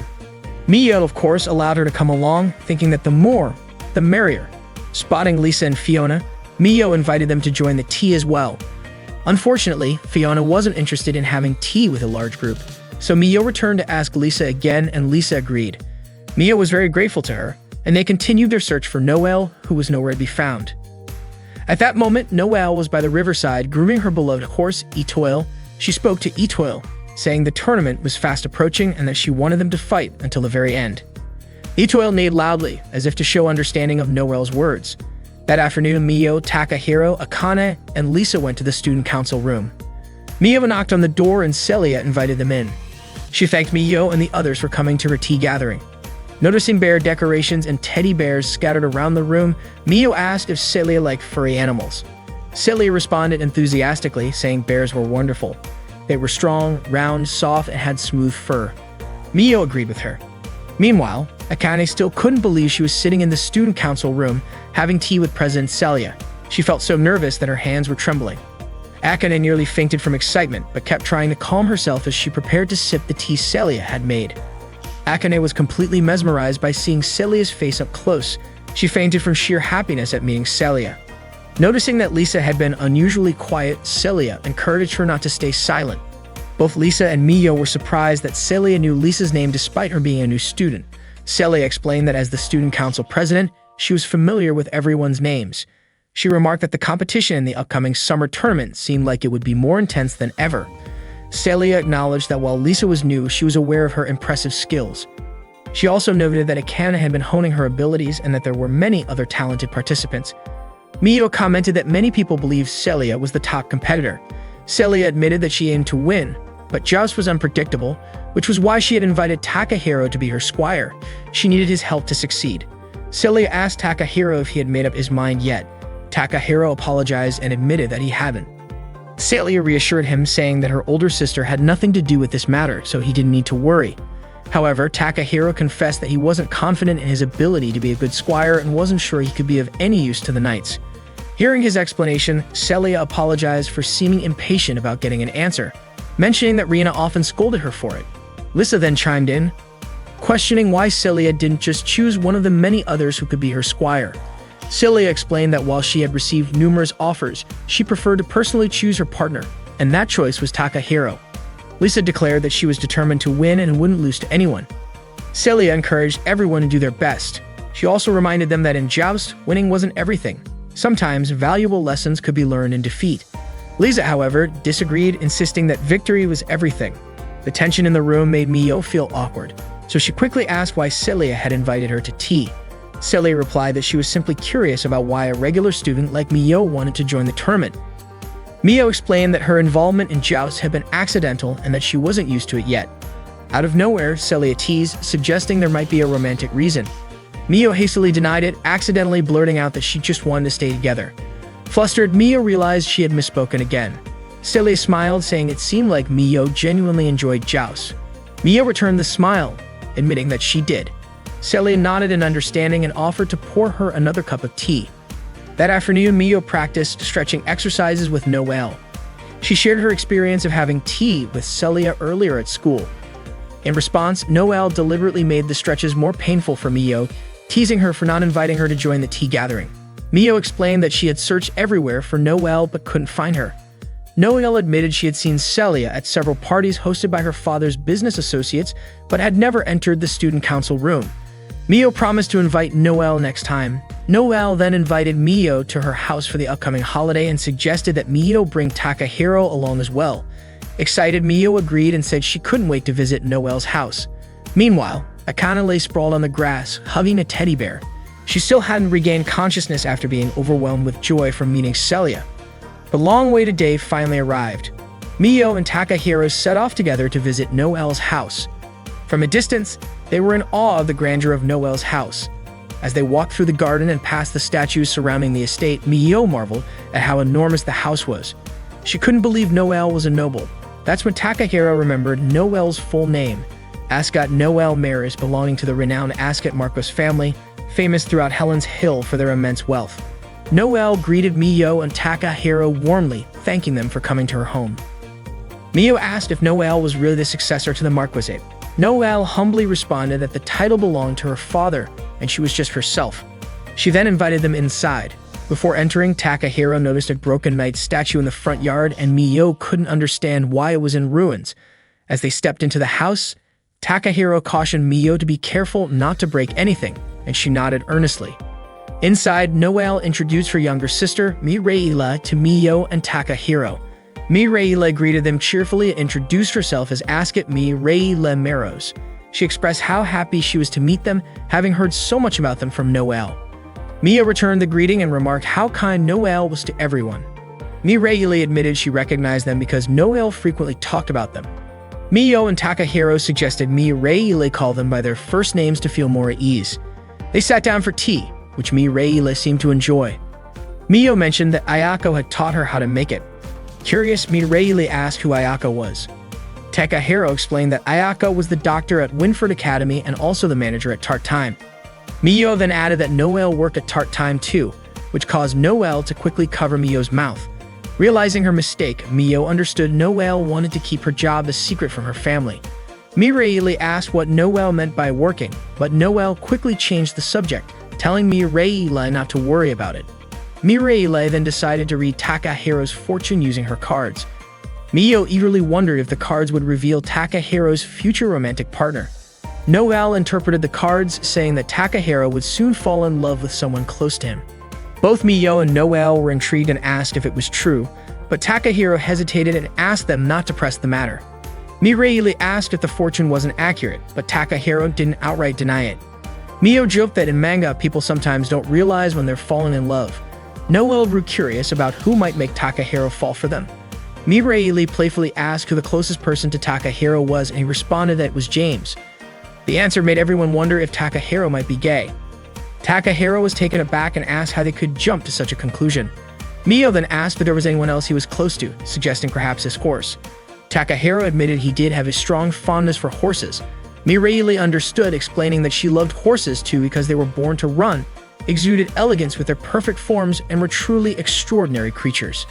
Noelle chimed in, mentioning Mireille's passion for jousting and horses. Mireille elaborated, saying that in jousting, the bond between the horse and rider was paramount. They put everything on the line for a single charge, which she found noble and inspiring. After their conversation, Mireille invited them to visit the flower garden around the estate. She introduced them to several flowers, including English primroses and snowdrops. Mio was enchanted by the beauty of the blossoms. Mireille asked Mio if she was also a knight. Mio explained that she was just a beginner. Takahiro commented that it was his first time visiting such a beautiful flower garden, and Mireille revealed that she was the one who cared for it and had full authority over its upkeep. Takahiro complimented the garden, saying it was so beautiful because the person tending it was beautiful too. Mireille blushed at his words. Mio remarked that Takahiro had suddenly become quite poetic that day, which made Mireille smile. The day felt so enjoyable, and Mireille asked Takahiro and Mio to visit her house again sometime. Both Takahiro and Mio promised that they would definitely come back to spend time with her. Noelle thanked Mio and Takahiro for coming and offered to walk them to the front door. Suddenly, the door swung open. It was Noelle's father returning home. Mireille quickly greeted him. Noelle's father noticed Miyo and Takahiro and asked if they were Noelle's friends. Takahiro and Miyo promptly introduced themselves by their full names. Smiling, Noelle's father shook their hands and thanked them for being kind to his daughters. He then asked how they had become friends. Miyo explained that they were all students at Winford Academy. Upon hearing Winford Academy, Noelle's father immediately guessed that Takahiro and Miyo were involved in jousting. Noelle confirmed this, adding that she had invited them over and that Mireille had been delighted to meet them. However, Noelle's father abruptly told Miyo and Takahiro to leave the house and walked away. Noelle apologized for her father's rudeness, but Takahiro assured her it wasn't necessary, and Miyo told her not to worry about it. Noelle explained that Mireille had loved jousting ever since she was a child. Even though Noelle had tried to protect her, Mireille had gotten injured yet still declared her wish to become a knight. Noelle participated in jousting for Mireille's sake. She believed that the stronger she became, the happier Mireille would be. For that reason, Noelle vowed she wouldn't lose to anyone. Later, at the cafe, Ayako asked Takahiro about the Marcus Ascot's estate. Takahiro responded by asking if Ayako knew about Noelle's family. Ayako, as Winford Academy's doctor, naturally knew about the families of its students. Takahiro guessed that the Marcus didn't hold a favorable view of jousting, likely because of Mireille's injury. Before going to bed, Takahiro found himself thinking about injuries. He absent-mindedly touched his own injured leg, which stirred unresolved emotions. The next morning, Takahiro stood in the stables, gazing at a jousting lance. James suddenly appeared and compared jousting to a wonderful woman, saying that once someone fell in love with it, they could never forget. Takahiro admitted that he loved jousting, and even though he had tried to move on, he couldn't. If he could, Takahiro would dedicate his life to jousting, but he felt uncertain about fully committing as a squire. James asked if Takahiro had any regrets from his time as a knight. Takahiro remained silent, deep in thought. James simply smiled and said that was a good thing. He advised Takahiro to follow his heart, reminding him that life was long and people often wasted it worrying about everything else. James told him that if he ever felt he had made the wrong decision, he could always decide again, as humans always had the chance to start over. James' words left Takahiro pondering his situation. He realized he was standing at a crossroads with two paths before him, returning to his role as a knight or supporting someone else as a squire. Both choices carried risks, and he knew he couldn't make this decision recklessly. However, he also knew that both choices shared a common name: jousting. Winford Academy hosts a tournament every summer to determine the strongest knight. To prepare for the event, the knights train diligently every day. One day, Takahiro was giving Sakura a bath. Meanwhile, Miyo, Noelle, and Akane had just finished their practice and were feeling tired and sweaty. Noelle suggested they take a bath together, offering to scrub Miyo's back. As Noelle touched Miyo's back, Miyo flinched, startled by the ticklish sensation, and asked Noelle to stop her playful antics. Miyo noticed Takahiro bathing Sakura and walked over to him. Takahiro asked Miyo what her plans were for the next day. Miyo said Akane had advised her to rest while she could. Akane nodded in agreement, stating that after intense training, rest was essential before diving back into hard work. According to Akane, training in such a way leads to great strength and beauty, much like a finely forged katana. Takahiro nodded in understanding. Akane also reminded him to take care of Cheyenne. Miyo then asked Takahiro what his plans were for the next day and wondered if he'd be taking care of the horses again. Suddenly, Noelle called out to Miyo, urging her to join the bath quickly so she could scrub her back right away. She even invited Akane, but Akane declined, saying she could manage on her own. Takahiro mused that sometimes you can't see certain things if you're always rushing forward. He also hoped that a short rest would leave the knights feeling content. The next morning, Takahiro was walking along the riverbank when he stopped abruptly. He spotted Lisa up in a tree, trying to rescue her cat. Lisa urged the cat not to move as she approached it and scooped it into her arms. She couldn't believe her cat had climbed the tree in the first place. Suddenly, the branch beneath them snapped, unable to hold their weight, and Lisa and the cat fell. Takahiro rushed to catch them just in time. Lisa ended up sitting on Takahiro as a result. To thank him, Lisa offered Takahiro some food and asked if he had eaten breakfast yet. Takahiro admitted he hadn't. Grateful, he accepted her food and started eating it. However, his expression changed the moment he took a bite. Lisa asked if he didn't like tacos. It turned out Takahiro was surprised by how spicy it was. Lisa laughed and told him he could have more if he liked. Although he initially declined, he eventually accepted her offer. Lisa waded into the river, commenting on how cold yet refreshing the water was, and invited Takahiro to join her. When he declined, Lisa playfully splashed water at him and stuck out her tongue teasingly. Takahiro asked Lisa why she was at school, and she explained that she lived there since she was a dorm student. Takahiro then wondered why she didn't go into town more often.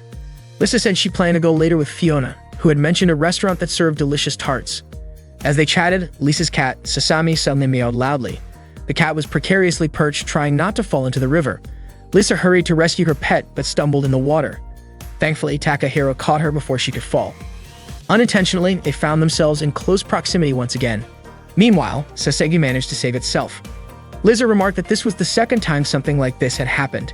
When Takahiro asked what she meant, Lisa brushed it off, instead pointing out that his shoes were wet from stepping into the river. Takahiro assured her that his shoes dried quickly. He then complimented Lisa's necklace, particularly admiring the ring she had attached as a pendant. Suddenly, Reina called out to Lisa, informing her that Fiona was looking for her at the dorm. Reina urged Lisa to hurry and meet up with Fiona. Lisa quickly picked up Sasami and left. Takahiro told Reina that the earlier incident was just an accident and assured her that nothing else happened. Reina, however, invited Takahiro to have breakfast with her, and he accompanied her to a bench by the pond for their meal. Reina also lived in the school dormitory.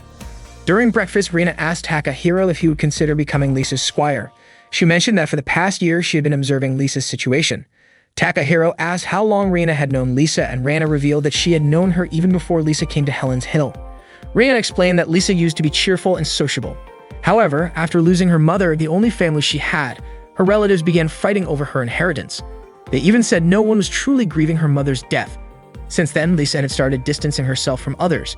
The ring Lisa wore as a pendant on her necklace belonged to her mother. Reina was the one who recommended Lisa enroll at Winford Academy, hoping that jousting would help her rediscover herself.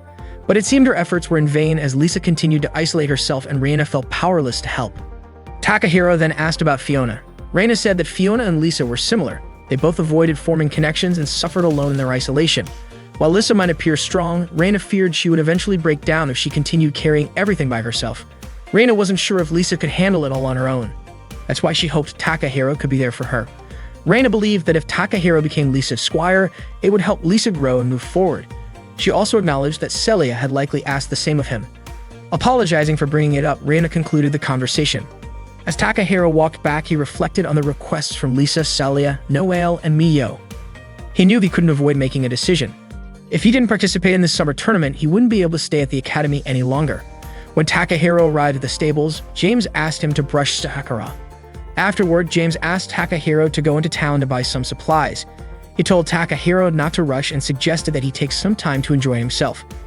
Deciding to visit the stadium, Takahiro entered and imagined himself jousting there, even reenacting an attack stance from a match. Suddenly, he heard applause from Noelle and Mireille. Surprised, he asked why they were at the stadium. Noelle explained that she and Mireille often strolled there. She said the stadium symbolized Takahiro's strength, as it was a place where every knight dreamed of competing. Noelle confidently declared that she would one day compete and win at the stadium. Mireille wholeheartedly supported her sister, expressing her belief in Noelle's abilities. Noelle then wrapped her arm around Takahiro and said she had to win the summer tournament to achieve that goal. Mireille teased her sister, saying she was standing too close to Takahiro. Noelle apologized but quickly changed the subject, asking if Takahiro had eaten lunch. When Takahiro admitted he hadn't, Mireille eagerly invited him to join them for lunch. Noelle mentioned an Italian restaurant she loved. Although Takahiro initially wanted to decline, he couldn't refuse after seeing Mireille's hopeful expression. He agreed and they went to the Italian restaurant. The server brought out all the dishes Noelle had ordered, each one looking fancy and delicious. Takahiro was surprised by the variety, and Noelle explained that she had ordered plenty because Takahiro mentioned he was hungry earlier. Mireille even helped serve Takahiro some food. As they chatted, the conversation turned to the Lord Bunnings match. They were so engrossed in the discussion that Mireille almost knocked over her glass. Luckily, Takahiro managed to catch it in time. Their hands brushed as they both held onto the glass to steady it. Noelle noticed and jokingly reminded Takahiro that he was touching her younger sister's hand. Takahiro quickly apologized, but Noelle teased him further, saying that if he wanted to hold Mireille's hand, he would need her permission as Mireille's older sister. Both Takahiro and Mireille were flustered by Noelle's comment, but Noelle laughed, saying she was only joking. Mireille, a huge fan of jousting, expressed her desire to continue talking about it for as long as possible. Noticing Takahiro's empty plate, Mireille ordered more food for him, encouraging him to eat as much as he wanted without holding back. Takahiro said goodbye to Noelle and Mireille. That day, Mireille was overjoyed and expressed her desire to spend time with Takahiro again sometime. Before leaving, Noelle whispered to Takahiro to meet her later at tart time. Noelle then invited Mireille to go flower shopping with her. Feeling like he had eaten too much, Takahiro decided to go for a walk. Unfortunately for him, he bumped into Akane, who offered him more food. Akane handed him an umeboshi onigiri, saying that a healthy body leads to a healthy mind. She added that the onigiri might remind him of life in Japan. When Akane encouraged him to eat, Takahiro hesitated, already feeling full. But with no way to decline politely, he forced himself to eat it and complimented its taste. Akane smiled and said that eating properly was the first step toward improving one's skills in jousting. Takahiro asked if Akane thought about jousting even during holidays. She replied that there wasn't much time left before the summer tournament, and she wanted to become even a little stronger. She also mentioned that having a strong squire would be helpful, though she admitted she didn't have one yet. Akane was happy to have met Takahiro that day and said she was going to check on her armor. She asked about Takahiro's plans, and he told her he was heading back to school. Before parting, Akane asked if Takahiro could meet her at tart time later that evening. Takahiro agreed, and Akane said goodbye, thanking him again. As she walked away, Takahiro thanked her for the onigiri, and she turned to smile warmly at him. Continuing his walk, Takahiro visited the flower garden, where he spotted Celia. He approached her and asked why she was there. Celia replied that there didn't need to be a specific reason to visit such a beautiful place.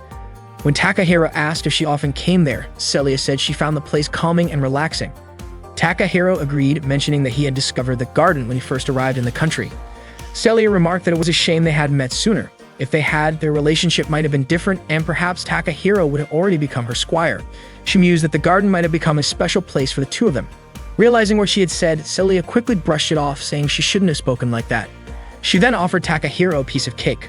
Although he initially hesitated, Celia assured him she had baked it herself and jokingly added that it wasn't poisoned. Takahiro accepted the cake. As she handed it to him, their hands touched, and Celia commented on how cold his hands were. She added that cold hands often indicated a warm heart, saying she believed Takahiro had a kind heart. After taking a bite, Takahiro complimented Celia's cake, saying it was delicious. Celia mentioned that she had considered making tea to go with it. Takahiro thanked her for the tea she had served him the previous day. Celia then asked if he had enjoyed himself. Takahiro admitted he had been surprised by all the teddy bears. He hadn't expected it, but thought they suited her perfectly. Celia thanked him and asked if he knew about Theodore Roosevelt. Takahiro recognized the name as that of a U.S. president. Celia elaborated, explaining that Roosevelt was the 26th president of the United States. She shared a story about how, during a hunting trip, Roosevelt refused to shoot an injured bear, saying it wasn't sportsmanlike. This act of kindness inspired the creation of the teddy bear, named after Roosevelt's nickname Teddy. Celia explained that she loved teddy bears not only because they were soft and cuddly, but also because they symbolized sportsmanship. She expressed her desire to embody that same sportsmanship as a knight. Realizing she had gotten carried away, Celia asked Takahiro to keep their conversation a secret. Takahiro promised to do so and said he would treat Celia next time as a thank you for the tea. Celia smiled and said she would look forward to it. Takahiro began his walk home, thinking he had spent too much of the day being lazy. Suddenly, Mio called out to him. She was sitting with Bertile, Emma, and An, enjoying a tea gathering. Takahiro approached them and asked Mio what they were up to. Mio explained that she had made some sweets for Takahiro earlier, but he hadn't been around to try them. She mentioned that they were now having tea together and noted how impressive Bertile was, even practicing on her days off.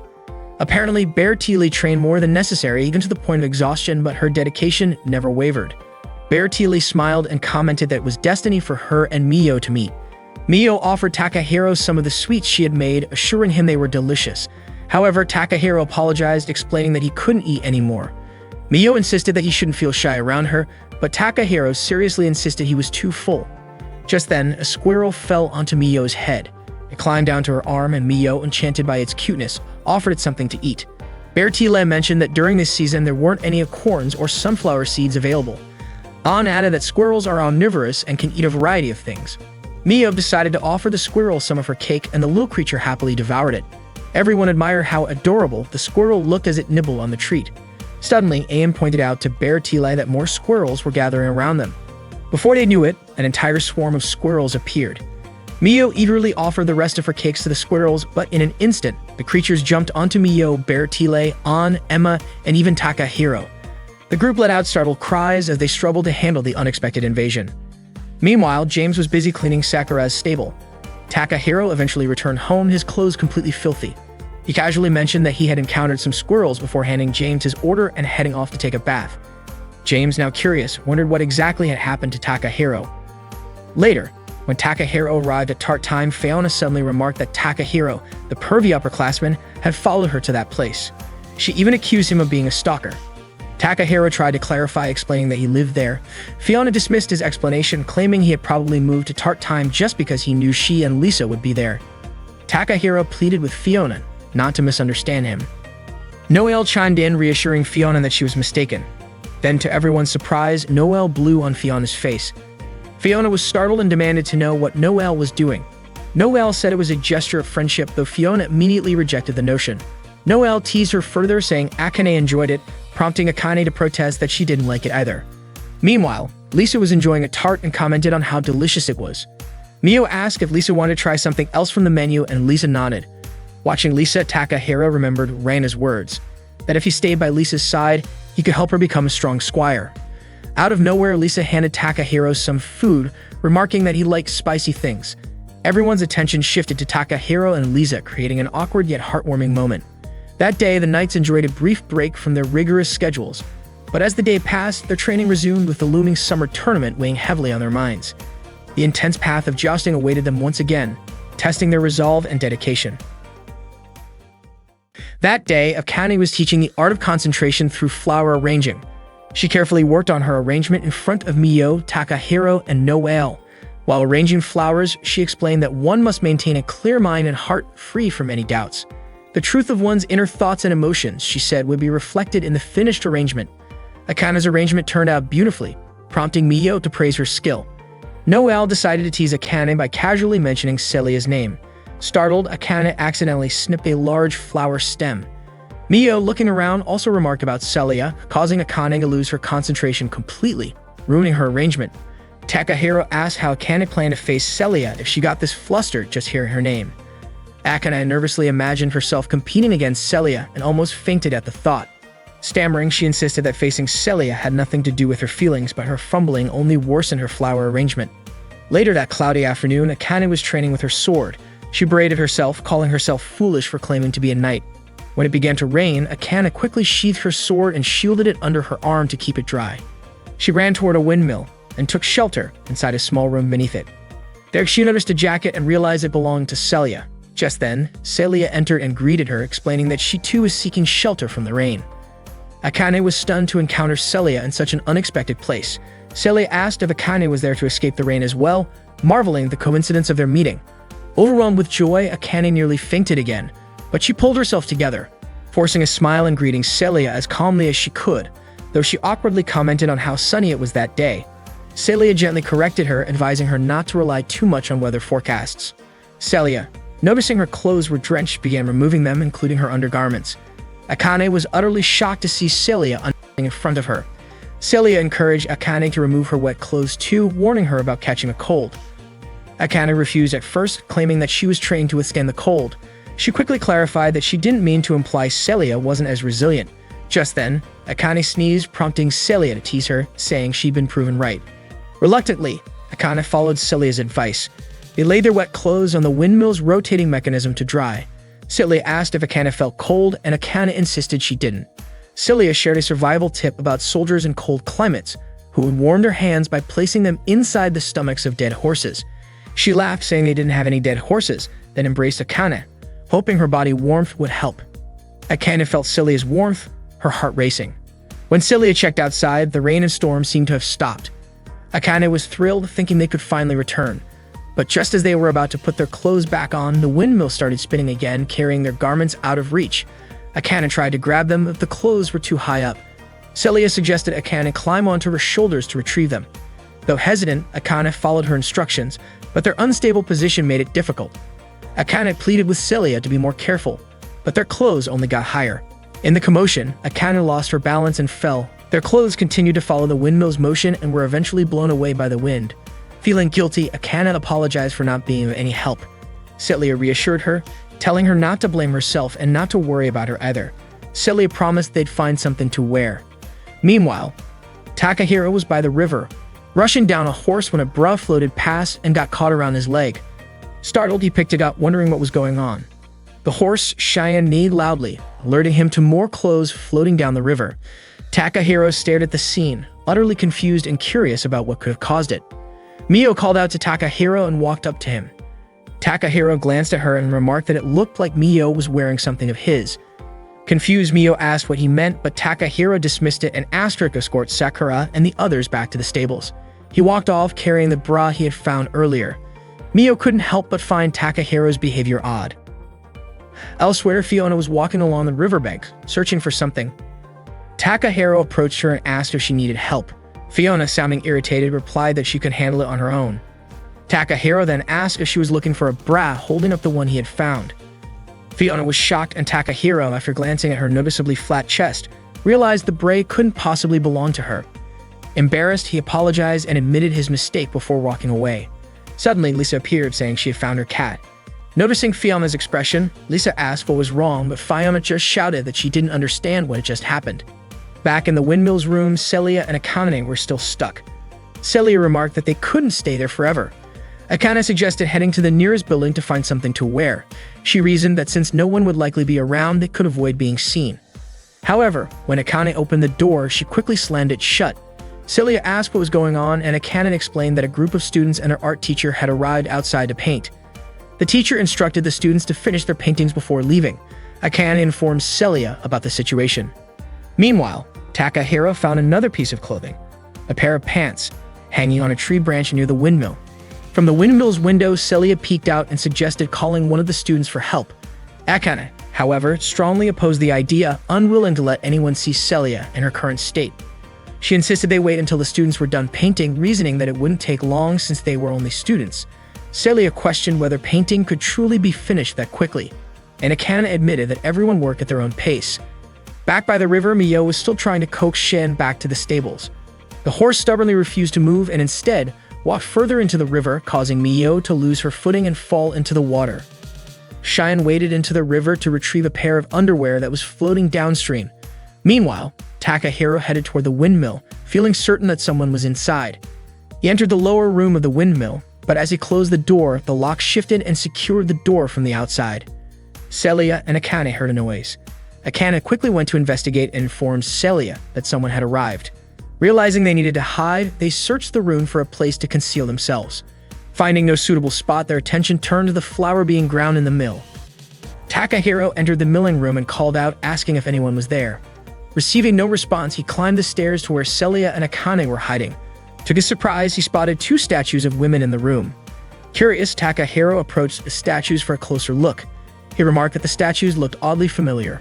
When Akane accidentally made a small sound, Takahiro was startled but brushed it off as his imagination. He examined the statues more closely, noting how realistic they appeared. Out of curiosity, he touched Akane's chest. This caused her to make a noise, which only made Takahiro more suspicious. To confirm his suspicions, he touched her again. This time, Akane, furious, retaliated by swinging her sword at him.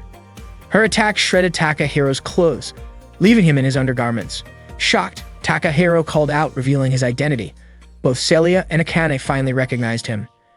Takahiro asked what they were doing in such a place. Celia replied that it was a long story. Takahiro nodded, understanding, and offered to fetch them clothes despite his own limited attire. When he tried to open the door, he found it locked. Akane asked what had happened to the door. Takahiro explained that the bar on the outside must have fallen, locking them in. They attempted to escape through the window, but found it impossible. As evening approached, Celia expressed her worry. She had a promise to meet a friend that day, someone she had known for a long time who was returning after recovering from an injury. Celia was desperate to see her friend, but lamented that it seemed impossible in her current state, wearing only a makeshift cloth. Akane encouraged Celia not to give up, insisting that her friend was likely still waiting for her. Celia, however, feared she was already too late. Suddenly, Takahiro heard Cheyenne neighing outside. He suggested that Celia use the horse. Outside, Cheyenne was running at full speed, gripping the underwear it had retrieved from the river in its mouth. Akane questioned how they could escape when the door was locked and all three of them were inadequately dressed. Takahiro suggested that as the windmill had been used as a lookout in the past, there might be armor hidden there for emergencies. Lifting a floor panel, Takahiro uncovered a suit of armor. Akane insisted that Celia wear it. Celia hesitated, asking if Akane was certain about the decision, but Akane replied that there was no time to argue. Celia agreed, and Akane helped her put on the armor. As Celia tossed her hair, Akane caught the scent of her perfume, nearly losing her composure. Celia commented that although the armor was old, it was still in good condition. She then asked Takahiro about the locked door. Takahiro proposed creating a dust explosion using flour. By scattering the flour in the air and igniting it, they could blow open the door. Celia agreed to the plan.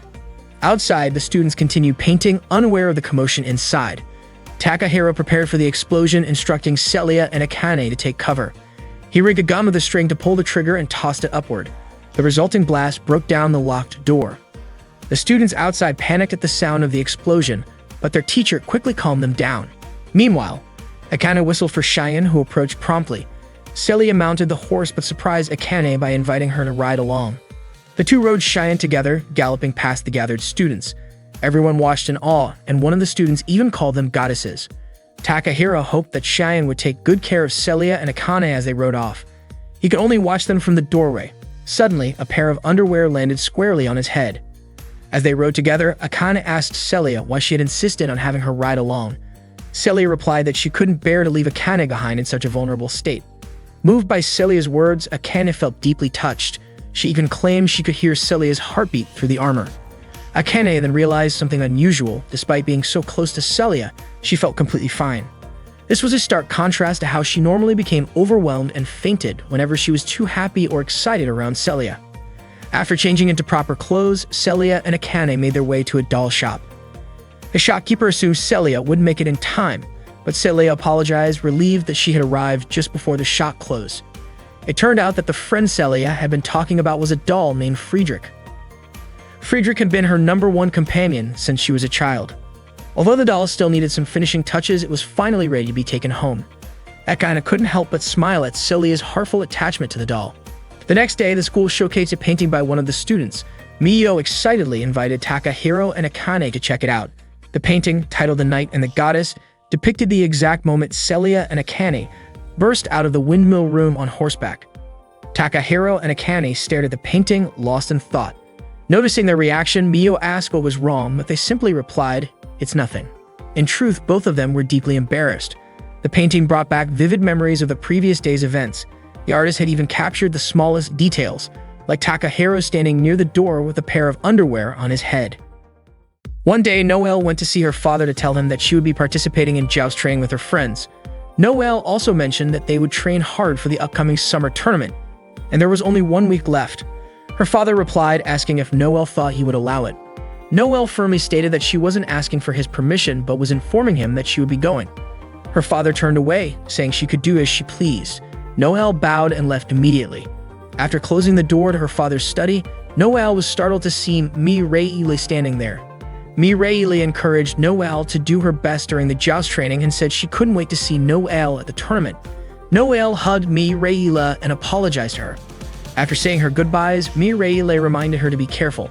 Noelle's father could only watch her leave through the window. Everyone has their own reasons for liking or disliking jousts, and sometimes reasons for why they must fight and win. That day marked the first intense training session for the Knights. Bertile and Miyo trained together in a joust match, which ended in a tie.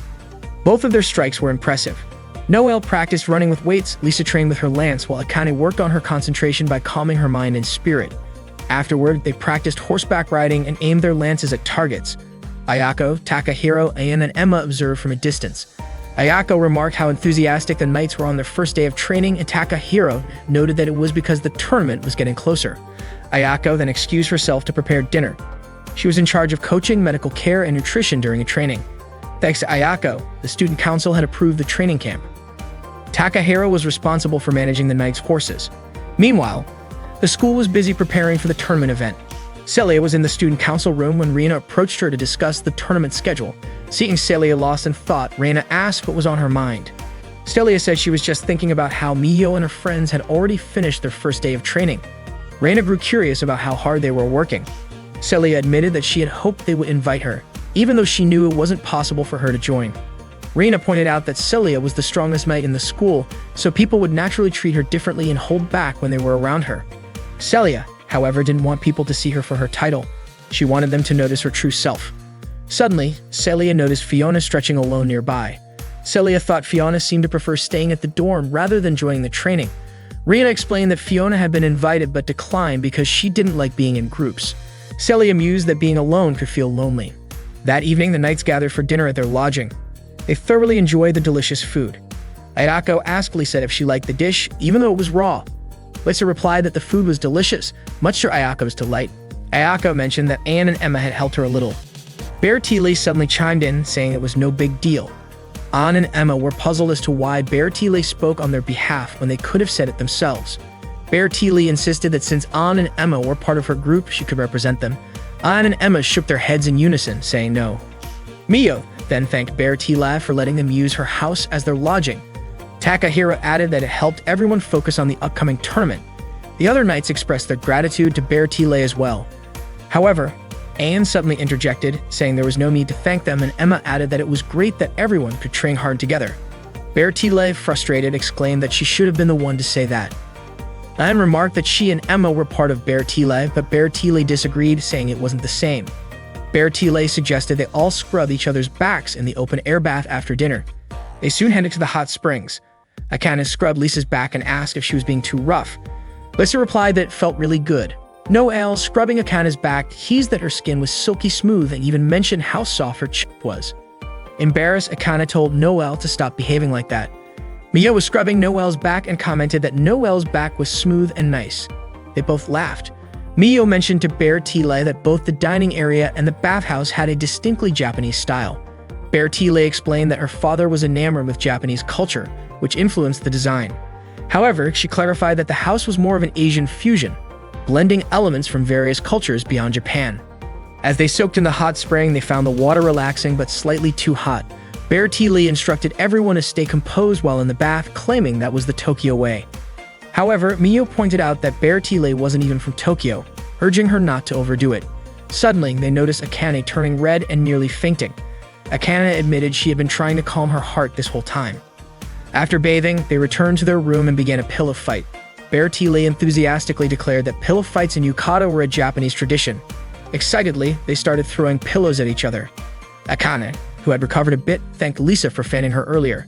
Mio invited Akane and Lisa to join the pillow fight, but they declined. Ignoring their response, Noelle threw a pillow at them, knocking them over. Laughing, Lisa and Akane retaliated with equal force. The room soon erupted in laughter and chaos as they all enjoyed the pillow fight together. After their energy was spent, they prepared for bed. Bear Tea remarked that pillow fights were an unforgettable tradition, though Akane disagreed, saying it wasn't truly a Japanese tradition. Changing the subject, Bear Tea asked if anyone had already invited a squire to assist them in the tournament. The room suddenly fell silent, and everyone seemed nervous about answering. Noelle admitted she hadn't found the right person yet. Curious, she asked Bear Tea if she had a squire. Bear Tea proudly stated that Anne and Emma were her squires. Anne and Emma immediately retorted in unison that Bear Tea would be helpless without them. Noelle then turned to Lisa and Akane, asking about their plans. Both replied that they were used to fighting alone, but Lisa added that she wouldn't mind if she found a good squire, and Akane agreed with her sentiment. Finally, Noelle asked Mio about her choice. Mio surprised everyone by saying she wanted Takahiro to be her squire. Shocked, the group asked for an explanation. Mio said that Takahiro had complimented her sharp vision but pointed out that she still lacked knowledge of tactics. She believed having Takahiro with her would make things better. However, she acknowledged that it wasn't her decision to make. As the others mulled over Mio's statement, they began to realize that it ultimately depended on Takahiro's feelings, whether he would accept their request or not. Wishing everyone good night, Mio quickly fell asleep. Later that night, Noelle woke up suddenly from a bad dream. Hearing the sound of horses, she stepped outside to the terrace and spotted Takahiro practicing jousting alone. Takahiro seemed deeply committed to dedicating his life to joust, but he appeared unable to fully embrace the role of a squire. As he prepared to launch his lance at the target, he paused, seemingly lost in thought. After finishing his practice, Takahiro returned to the stables, wincing slightly as if his leg pain had returned. Surprised to see him, Noelle asked why he was still tending to the horses so late at night. Takahiro jumped slightly at her voice. Noelle explained that she had woken up from a bad dream and, in a playful tone, showed off her yukata, asking if she looked sexy. Takahiro let out a long sigh, clearly not in the mood for teasing. Noelle then asked if Takahiro had a moment to talk with her. Noelle and Takahiro took a walk outside the inn. Noelle shared a story about her father, who was once a knight that competed in jousting. He had always hoped that Noelle and Mireille would follow in his footsteps. However, Noelle ended up shattering both her father's and Mireille's dreams.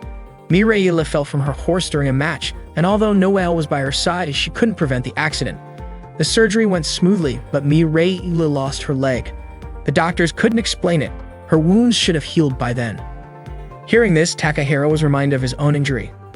After the accident, Noel's father grew to resent jousting, a sport he had once loved deeply. That was why he destroyed the knight statue that used to stand in their home. Noel's father could never forgive jousting for taking Mireille's leg. Even Noelle herself considered quitting jousting, but Mireille wanted her to keep going. Mireille wished for Noelle to become a magnificent knight like their father. That was Mireille's dream for Noelle. Understanding this, Noelle promised to fulfill her sister's wish. She told Takahiro that she wanted to keep that promise more than anything. Noelle dreamed of making Mireille proud by becoming a great knight and winning the tournament. She longed to see Mireille smile again. For that reason, Noelle needed Takahiro's help. She asked him to become her squire. The next morning, the knights resumed their training together, starting with a group run. It was their final day of training as a team, and Bertile urged everyone to train hard so they wouldn't have any regrets. She led them in a cheer for jousting, declaring it the best, and everyone enthusiastically joined in. Miyo and Noelle stretched together, and Noelle mentioned that she had already asked Takahiro to be her squire. Miyo commented that having a squire like Takahiro would be amazing. After all, even Celia wanted him as her squire.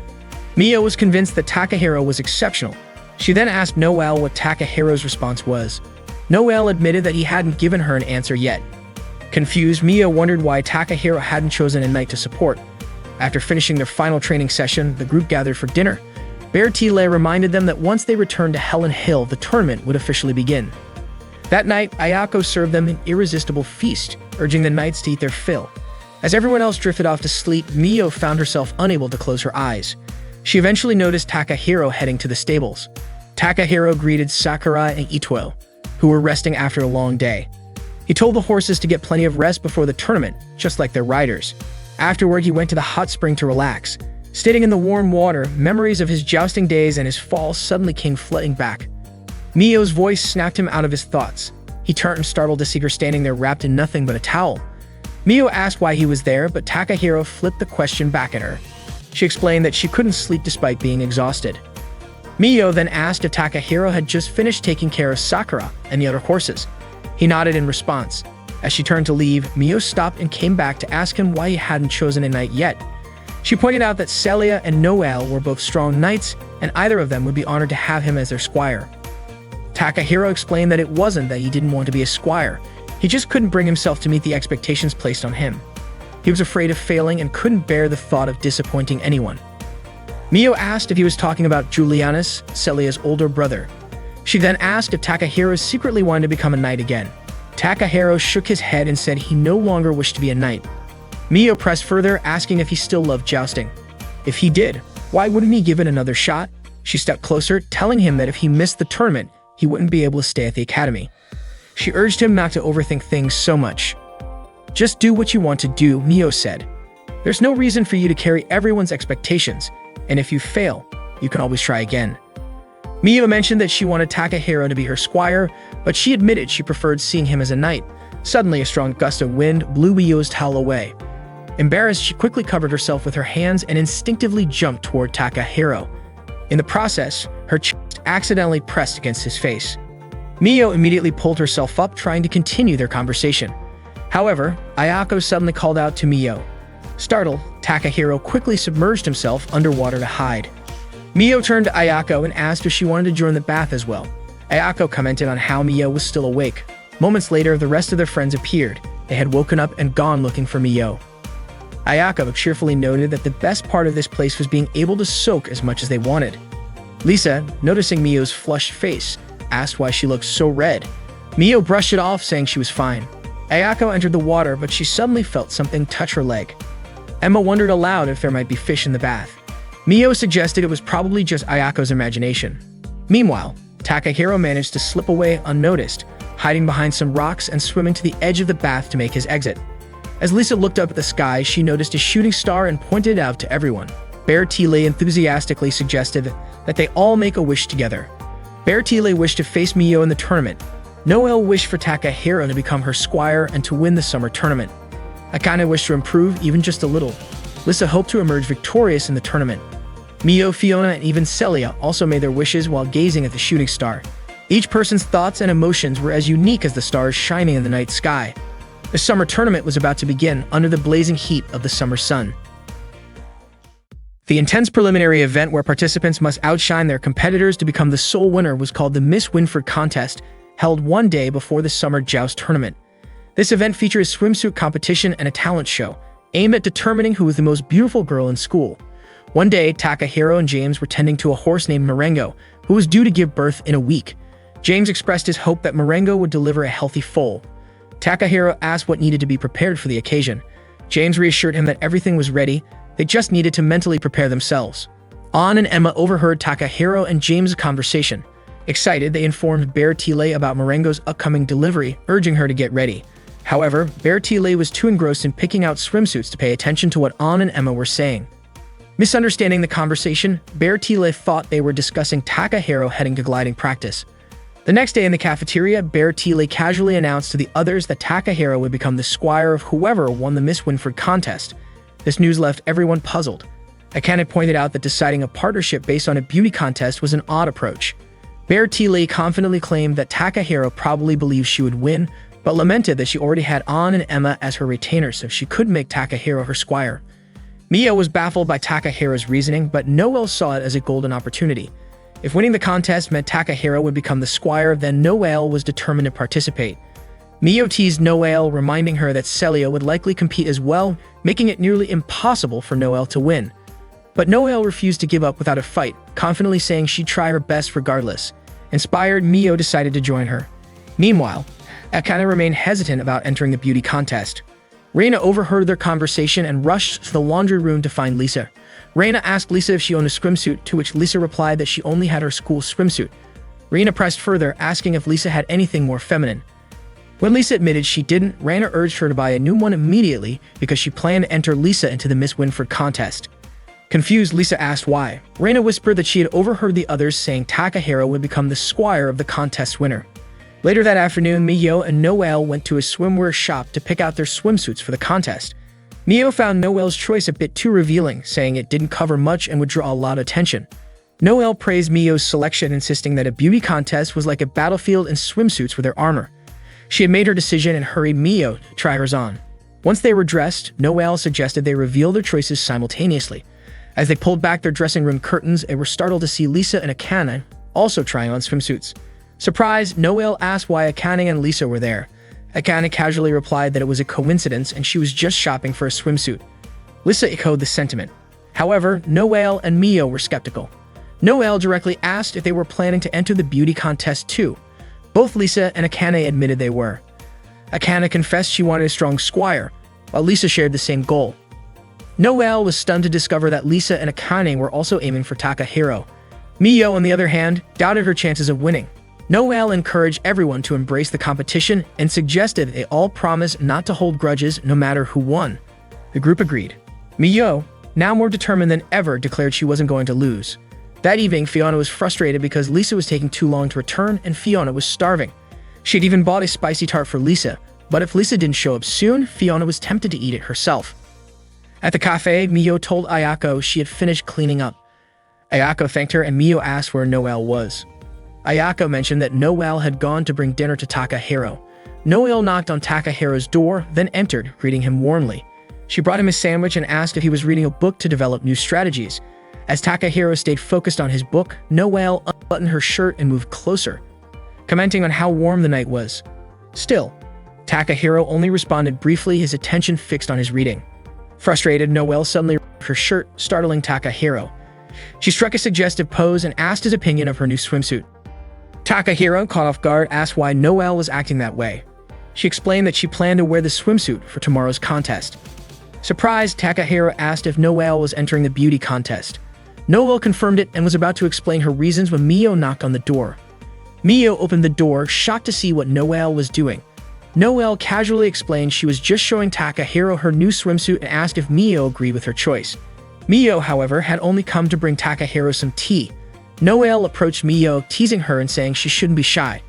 She even joked that Mio was probably wearing a swimsuit under her work clothes. Noelle urged Mio to show it to Takahiro so he could decide which one he liked better. Before Mio could react, Noelle lifted Mio's skirt, revealing her underwear. Embarrassed and startled, Mio screamed, accidentally dropping and shattering the teacup she was holding. Takahiro, bewildered by their antics, could only sigh. Later that evening, Lisa tried on her new swimsuit in front of Sasami. The cat meowed approvingly, and Lisa smiled, saying she would wear it for the beauty contest tomorrow. Fiona entered the room, asking what Lisa was doing and why she had taken so long to return. Lisa explained that she was entering the beauty contest, which shocked Fiona. Fiona scolded her, pointing out that the joust tournament was just 2 days away and Lisa didn't have time for distractions. Fiona accused Lisa of fooling around too much and questioned whether Lisa even thought she could win. Upset, Fiona stormed out of the room and headed to the garden bench to eat. She grumbled about how she had bought the spicy tart and waited for Lisa, only for Lisa to prioritize the beauty contest. Calling Lisa foolish, Fiona vented her frustrations to herself. In Lisa's room, Fiona noticed Lisa's swimsuit lying on the bed as she walked by. The day of the beauty contest arrived. That morning, Lisa realized her swimsuit was missing. Panicked, she ran out of the school building to search for it. Reina, dressed in a Nike mascot costume, spotted her and called out. Removing her helmet, Reina asked why Lisa was in such a rush. Lisa explained that her swimsuit was missing and that she needed to check her room. As Lisa ran off, Reina decided to follow but tripped and fell, accidentally landing on Takahiro. Apologizing profusely, Reina then asked Takahiro to wear the mascot costume in her place and direct people to the contest venue.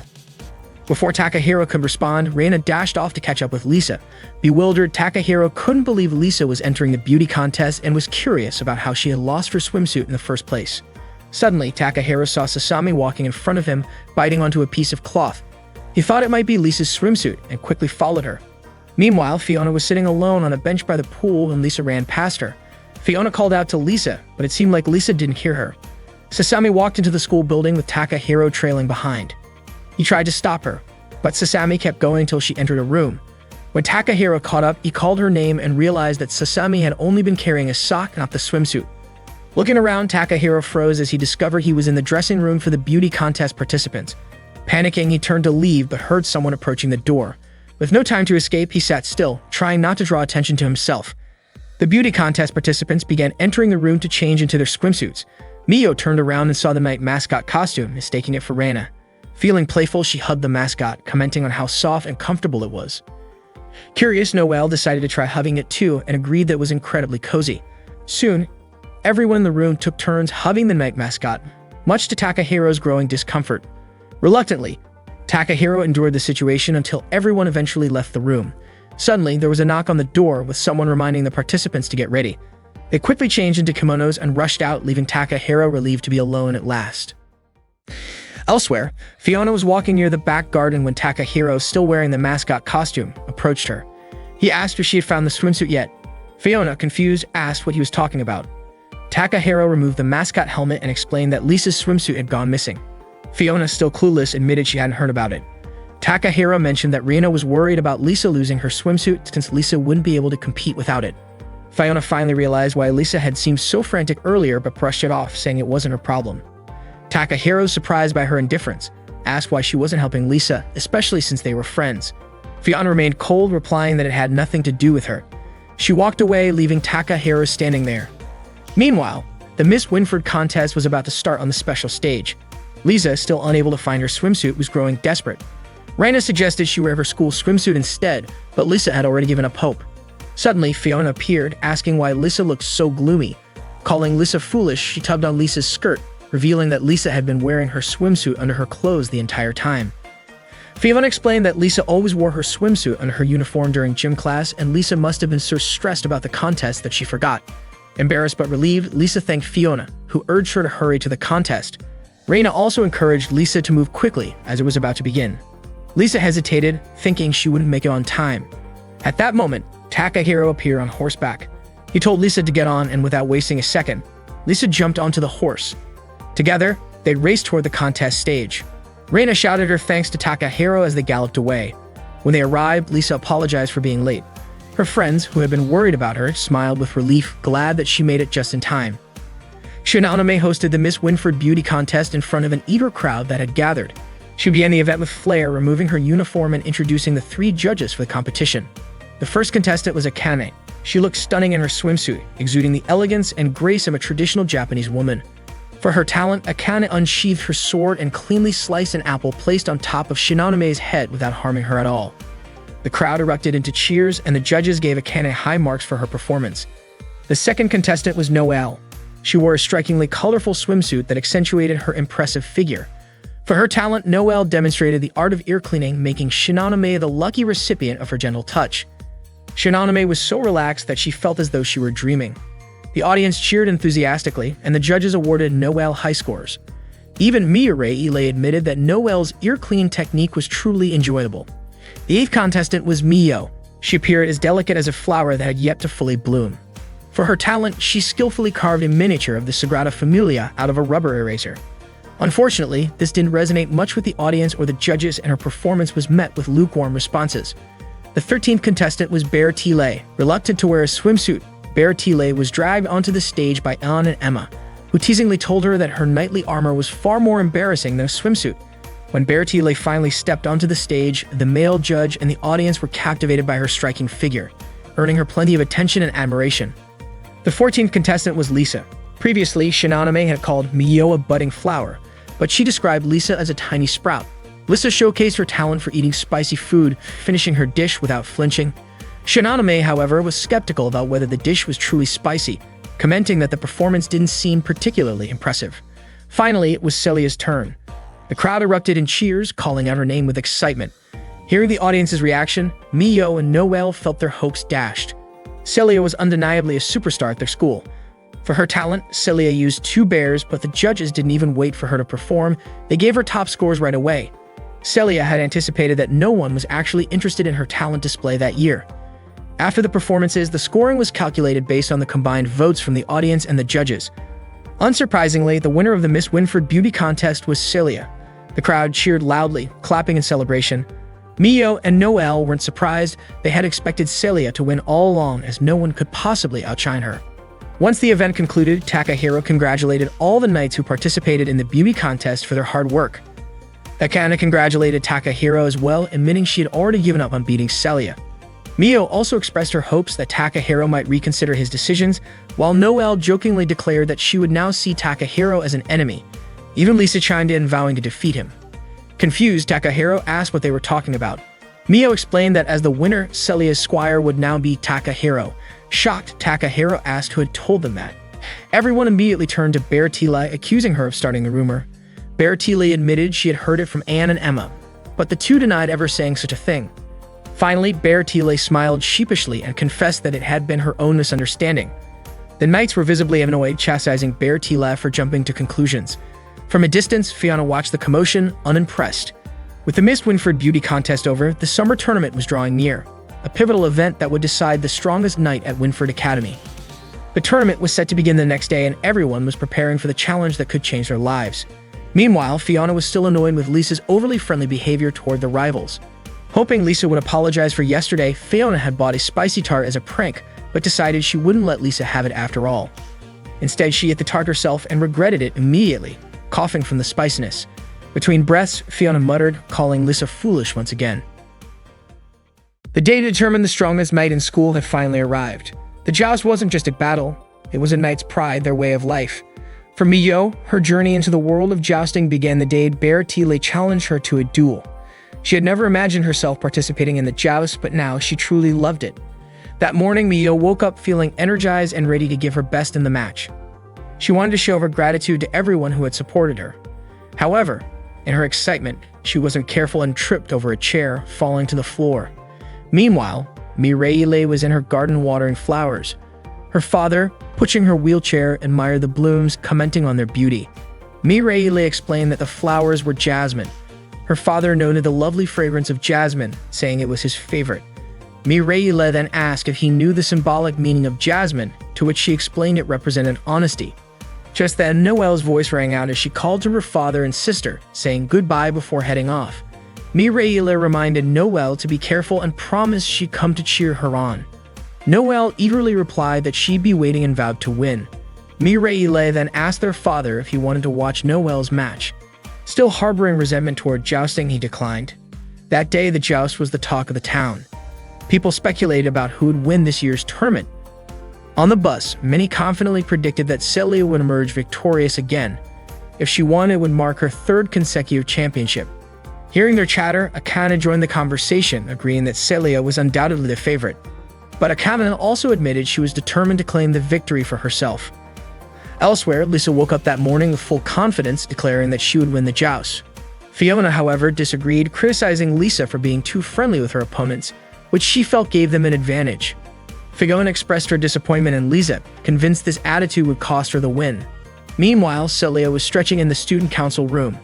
Rena watched her, marveling at how Celia, the strongest knight, seemed to stand alone at the top. Rena couldn't help but wonder how Celia dealt with the loneliness that came with such greatness. That same morning, Takahiro headed to the stables. James appeared, remarking that the big day had finally arrived. He then asked Takahiro if he planned to participate in the tournament. Takahiro replied that he couldn't compete as a knight. James pressed further, reminding Takahiro that if he didn't participate in any way, he wouldn't be able to stay at the school. Reluctantly, Takahiro revealed his intention to join the tournament, not as a knight, but as a squire. Curious, James asked who Squire Takahiro planned to be. Just as Takahiro was about to answer, Mio arrived and called out to him, asking for a moment of his time. Takahiro and Mio walked to the garden to talk in private. James, left behind, muttered wistfully about the joys of youth. In the garden, Mio hesitated before making her request. She needed a squire and she wanted Takahiro to be hers. Before Takahiro could respond, Noelle appeared, interrupting their conversation. She too asked Takahiro to be her squire, insisting she needed his help to secure a victory. Mio quickly interjected, repeating her plea. The two began bickering, with Noelle declaring that she wouldn't let Mio have Takahiro. Their argument was cut short when Akane arrived, announcing that she also wanted Takahiro as her squire. Both Mio and Noelle were stunned to learn that Akane was vying for him as well. Not long after, Lisa joined the scene, casually stating that she didn't mind if Takahiro became her squire too. They were all surprised to discover that Lisa also wanted Takahiro to be her squire. Suddenly, Celia arrived and asked why everyone was gathered there. Mio questioned why Celia was at the location. Celia explained that she had planned to go to the stables to get Takahiro's answer before the opening ceremony, but happened to run into them on her way. Celia then asked Takahiro if he could give her his decision. Takahiro responded that he had already decided to participate in the tournament as a squire. Just as he was about to reveal which knight he would serve, Leonard rushed in, announcing that Marengo, one of the horses, was about to give birth. Takahiro was shocked, saying that the foal wasn't expected until the following week, but Leonard confirmed that Marengo was already having contractions and asked for Takahiro's help. Takahiro chose to leave, but before he departed, he offered words of encouragement to everyone. To Noelle, he said she was already skilled and only needed to stay calm and control her emotions during the match. Noelle nodded in understanding. To Akane, he acknowledged the beauty of her jousting but reminded her that theory alone wouldn't always be enough. To Lisa, he advised her not to focus solely on winning but to truly enjoy jousting with all her heart. Finally, he turned to Celia, requesting that she fight with all her strength and not concern herself with who her opponent was, as any knight she defeated would gain valuable experience. Celia promised she would do just that. Takahiro told Mio that her love for jousting was pure and asked her to hold on to that feeling and show everyone the results of her hard work. With that, he rushed off to help Marengo, who was on the verge of giving birth. As he disappeared, Celia remarked that it seemed Takahiro had his own battlefield to face. She then encouraged everyone to head to their respective jousting battles. Meanwhile, Mireille went to her father's desk, bringing him jasmine flowers since he loved their fragrance. Her father thanked her warmly. Mireille then told him she was going to support Noelle in her match. The Summer Joust tournament at Winford Academy was about to begin. Celia, as the student council president, opened the event. She urged the knights and squires to pour all their potential into the tournament and prove that they were the strongest. The crowd erupted in cheers and applause. In the stables, James, Leonard, and Takahiro encouraged Marengo as the horse struggled through labor. Takahiro prayed for Marengo and didn't forget to send prayers for his friends competing in the joust. It was finally Mio's turn to take part in an actual joust. Mio spurred her horse forward and performed incredibly. She landed attacks, dodged her opponent's strikes, and even knocked her opponent down with ease. The crowd roared in excitement, calling her performance outstanding. They were amazed that a regular student like Mio could demonstrate such extraordinary jousting skills. Shinonome, who was commentating on the match, announced Mio's overwhelming victory. She noted that although Mio was just an ordinary student, she had won her first match effortlessly. Next up was Lisa, a first-year student, who showcased her skills with a move called the Feather Fly. She secured a flawless victory and remembered Takahiro's advice to enjoy jousting to the fullest. Bertile also managed to score a point by striking her opponent's hand. An and Emma cheered her on relentlessly. From the infirmary window, Ayako watched the matches unfold and quietly prayed for everyone to do their best. Noelle competed brilliantly and advanced to the second round. She smiled when she saw Mireille cheering for her. Akane delivered an impressive performance in her match and also moved on to the second round, marveling at the beauty of jousting. Celia's performance, as expected, was exceptional, and she hadn't lost a single point so far. Back at the stables, Marengo was still in labor. James continued to encourage the horse, while Leonard asked if the veterinarian had arrived yet. Takahiro rushed out to check on the situation. The tournament had now progressed to the second round, where the top 8 competitors would be decided. The first match was Lisa versus Akane, with the winner moving on to the quarterfinals. Lisa met Fiona on a bench in the garden and mentioned that her next opponent would be Akane. She asked Fiona to come watch her match, but Fiona dismissed her, saying it would only be a waste of her time. Lisa kept pleading with Fiona to watch her performance, but Fiona didn't seem to care. Lisa quickly headed to the tournament grounds. Sasami suddenly meowed at Fiona, startling her. Sasami kept staring at Fiona, which made Fiona remember when she first met Lisa at Winford Academy. Back then, Fiona thought Lisa was a true genius just like her, someone who could achieve everything on her own. However, Fiona now felt that Lisa had changed and that everyone around her were her enemies. Even though Lisa trained with others, Fiona realized that she still needed their help. Fiona worried that Lisa wouldn't win if things continued this way. Sasami meowed at Fiona again, but Fiona firmly said she wasn't going anywhere. Then Sasami jumped onto the bench and Fiona finally decided to head over to watch Lisa's match. Sasami ran after her, but Fiona yelled for Sasami not to follow her. Fiona ran until she reached the spectator area where she saw Lisa competing against Akane. It seemed like Lisa and Akane were evenly matched. Each had won a round, earning 2 points each, and the third round ended in a tie. This meant that whoever scored next would advance to the quarterfinals. Noelle and Mio were watching from the window. Noelle commented that their match was really good. Mio cheered for both Akane and Lisa. Lisa had already expected that Akane was strong, and Akane, too, had figured out that Lisa was truly a genius. The current round was tied once again. Shinonome wasn't even sure how much longer this heated match would last. Watching their battle, Fiona recalled the last time they faced off. Lisa had really changed, and Fiona had never seen Lisa look so happy while jousting. Lisa herself only then realized that jousting could actually be fun. She wanted to keep feeling that way. Akane was thankful for fate, which had brought her together with Lisa. They both knew they had to finish what they had started. They spurred their horses forward, ready to strike. Akane made 2 attacks, but Lisa calmly said that the same trick wouldn't work twice. Lisa dodged both attacks, then it was her turn to strike. Fiona shouted, encouraging Lisa, but Akane managed to dodge Lisa's attack. Akane quickly countered and landed a strike to Lisa's chest. Akane completed her third attack successfully, earning praise from Celia. The crowd cheered, amazed by Akane's skill. Shinonome announced that Akane had advanced to the quarterfinals with 3 surprising attacks. As Lisa and Akane faced each other, their horses locked eyes. Lisa admitted her defeat, saying she hadn't expected Akane to master the 3-strike combo. Akane replied that she hadn't fully mastered it yet. She had simply remembered Takahiro's words. Sometimes you didn't need to follow theory. Pushing yourself to the limit wasn't such a bad thing. Both Lisa and Akane noticed Fiona sneaking a glance at them. Akane suggested that Lisa go meet Fiona, so Lisa headed over to her. Akane suddenly felt pain, wondering if she had pushed herself too far. Lisa found Fiona sitting on a bench in the garden. Fiona pointed out that Lisa had lost. Lisa acknowledged her defeat. Fiona affirmed her point: Lisa wouldn't win if she kept making friends. But Lisa insisted that wasn't true. Fiona refused to accept it, saying that it was clear Lisa had lost. Lisa replied that she had lost because she didn't spend enough time with her friends. Lisa explained that Akane had spent a lot of time with her friends, and together they had strengthened each other.